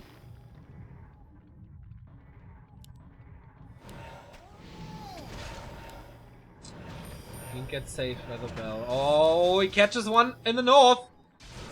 With the support of the APs. Tranquility would be amazing. There is no Dark Ranger here. There's Hex though. But you don't want to move your Shadowhunter that far in. Keeper will be, of course, far in the back. So, Lucifer is losing this A-bomb. No coil for that. He's going for the Blade Master again. Saves him with a heal wave. The Fiends are sick. Level 5 Lich finally. But he's surrounded, kind of. Getting a lot of normal damage from those Huntress. But they invested a lot. Oh, Lich is in trouble. Getting coiled. And in the south, Lucifer is fighting bravely against the Orc. Blade Master again, very far forward. What was that Beastmaster pick, by the way? A1 is pushing. And they seem to break through this. Animate dead again! No dispel against this. So many Fiends. Free damage. And Entangle on this DK. Spirit Link to save him. They're doing this so well. A1 with a lot of patience. Go, I mean. And will this DK ultimate be worth something finally? It definitely bought some time. Supply check. KK down to 28. 60 for them. 42 for Lucifer and 53 for Lawlight. But what is this Night of Supply worth? Basically nothing. He's just feeding. At least that's how it should be. Getting some items maybe. Protectors helped. I think Lucifer should just go for double crypt. He must have so much gold. It's 3 gold mines running against 1. How much is left there? 6,700. That's okay. Hero check. 6.5. 5.5. A player's 5 forces here. are 6 under on the attack. Shadow Hunter. Big bad voodoo or what?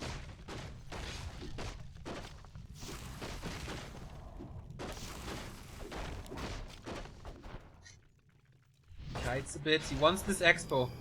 There is no town portal on 120. Oh, there's also no town portal on KK. They want to snipe this expo, but then what? They face the entire A1 army trying to go for the Death Knight here. If he falls, then that should be it. He's trying to transfer something, but that's it. The Lich will most likely follow. There was an Invo Potion. Level 5 on the Dark Ranger.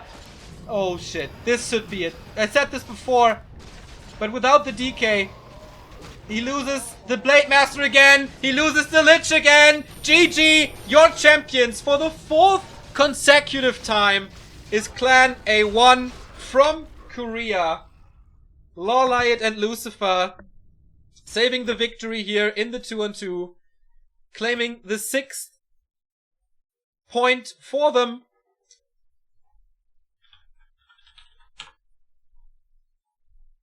And that was the deciding one. Oh boy! What a 2-on-2 finale on Goldshire. Insane game with horrible casting, but that was like, there was a reason for it, but I don't want to go for excuses here. Foggy gets a point for Go against Lucifer. The big surprise here, Lucifer getting a point. Life defeating Lawliot 2-0. That was to be expected. Chimiko defeating Shao KK 2-0. That was to be expected. The key in this clan war, focus to 1200. That broke their neck. The new star player 120, hired before this clan war, disappointing in the 1-on-1. And couldn't turn it around in the 2-on-2. They fought so brave. They were so close to a loss 4 times. Somehow they found a way. Most of the time because they got reinforcements and All for One was just pushing into their base, which aggression is never that good in 2-on-2. But they were so confident, and then if you give them map control, if you have to give them map control, and there's a Night Elf on your team, he expands everywhere. So smart decisions by A1. Good execution. A very good Lucifer today. Again, in 2-on-2 competition, or in team competition, Lucifer is always a threat.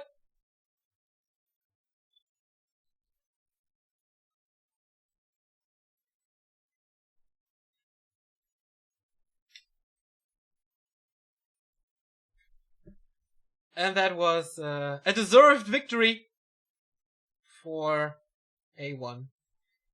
Season 21 to 24 belongs to them. That is $650 to their chest. I don't know how much it was last time, but I think it's kind of the same. Yeah, it is the same. In Season 23, they defeated Go. In Season 22, they defeated Go. In Season 21, they defeated Go. And here, in Season 24, they defeated Clan Go as well. Next, that was it for today.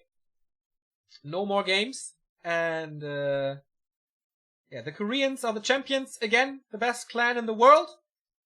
There's gonna be more Clan Wars on Sunday in NWC3L. Unfortunately, we can't cast, but this will most likely change.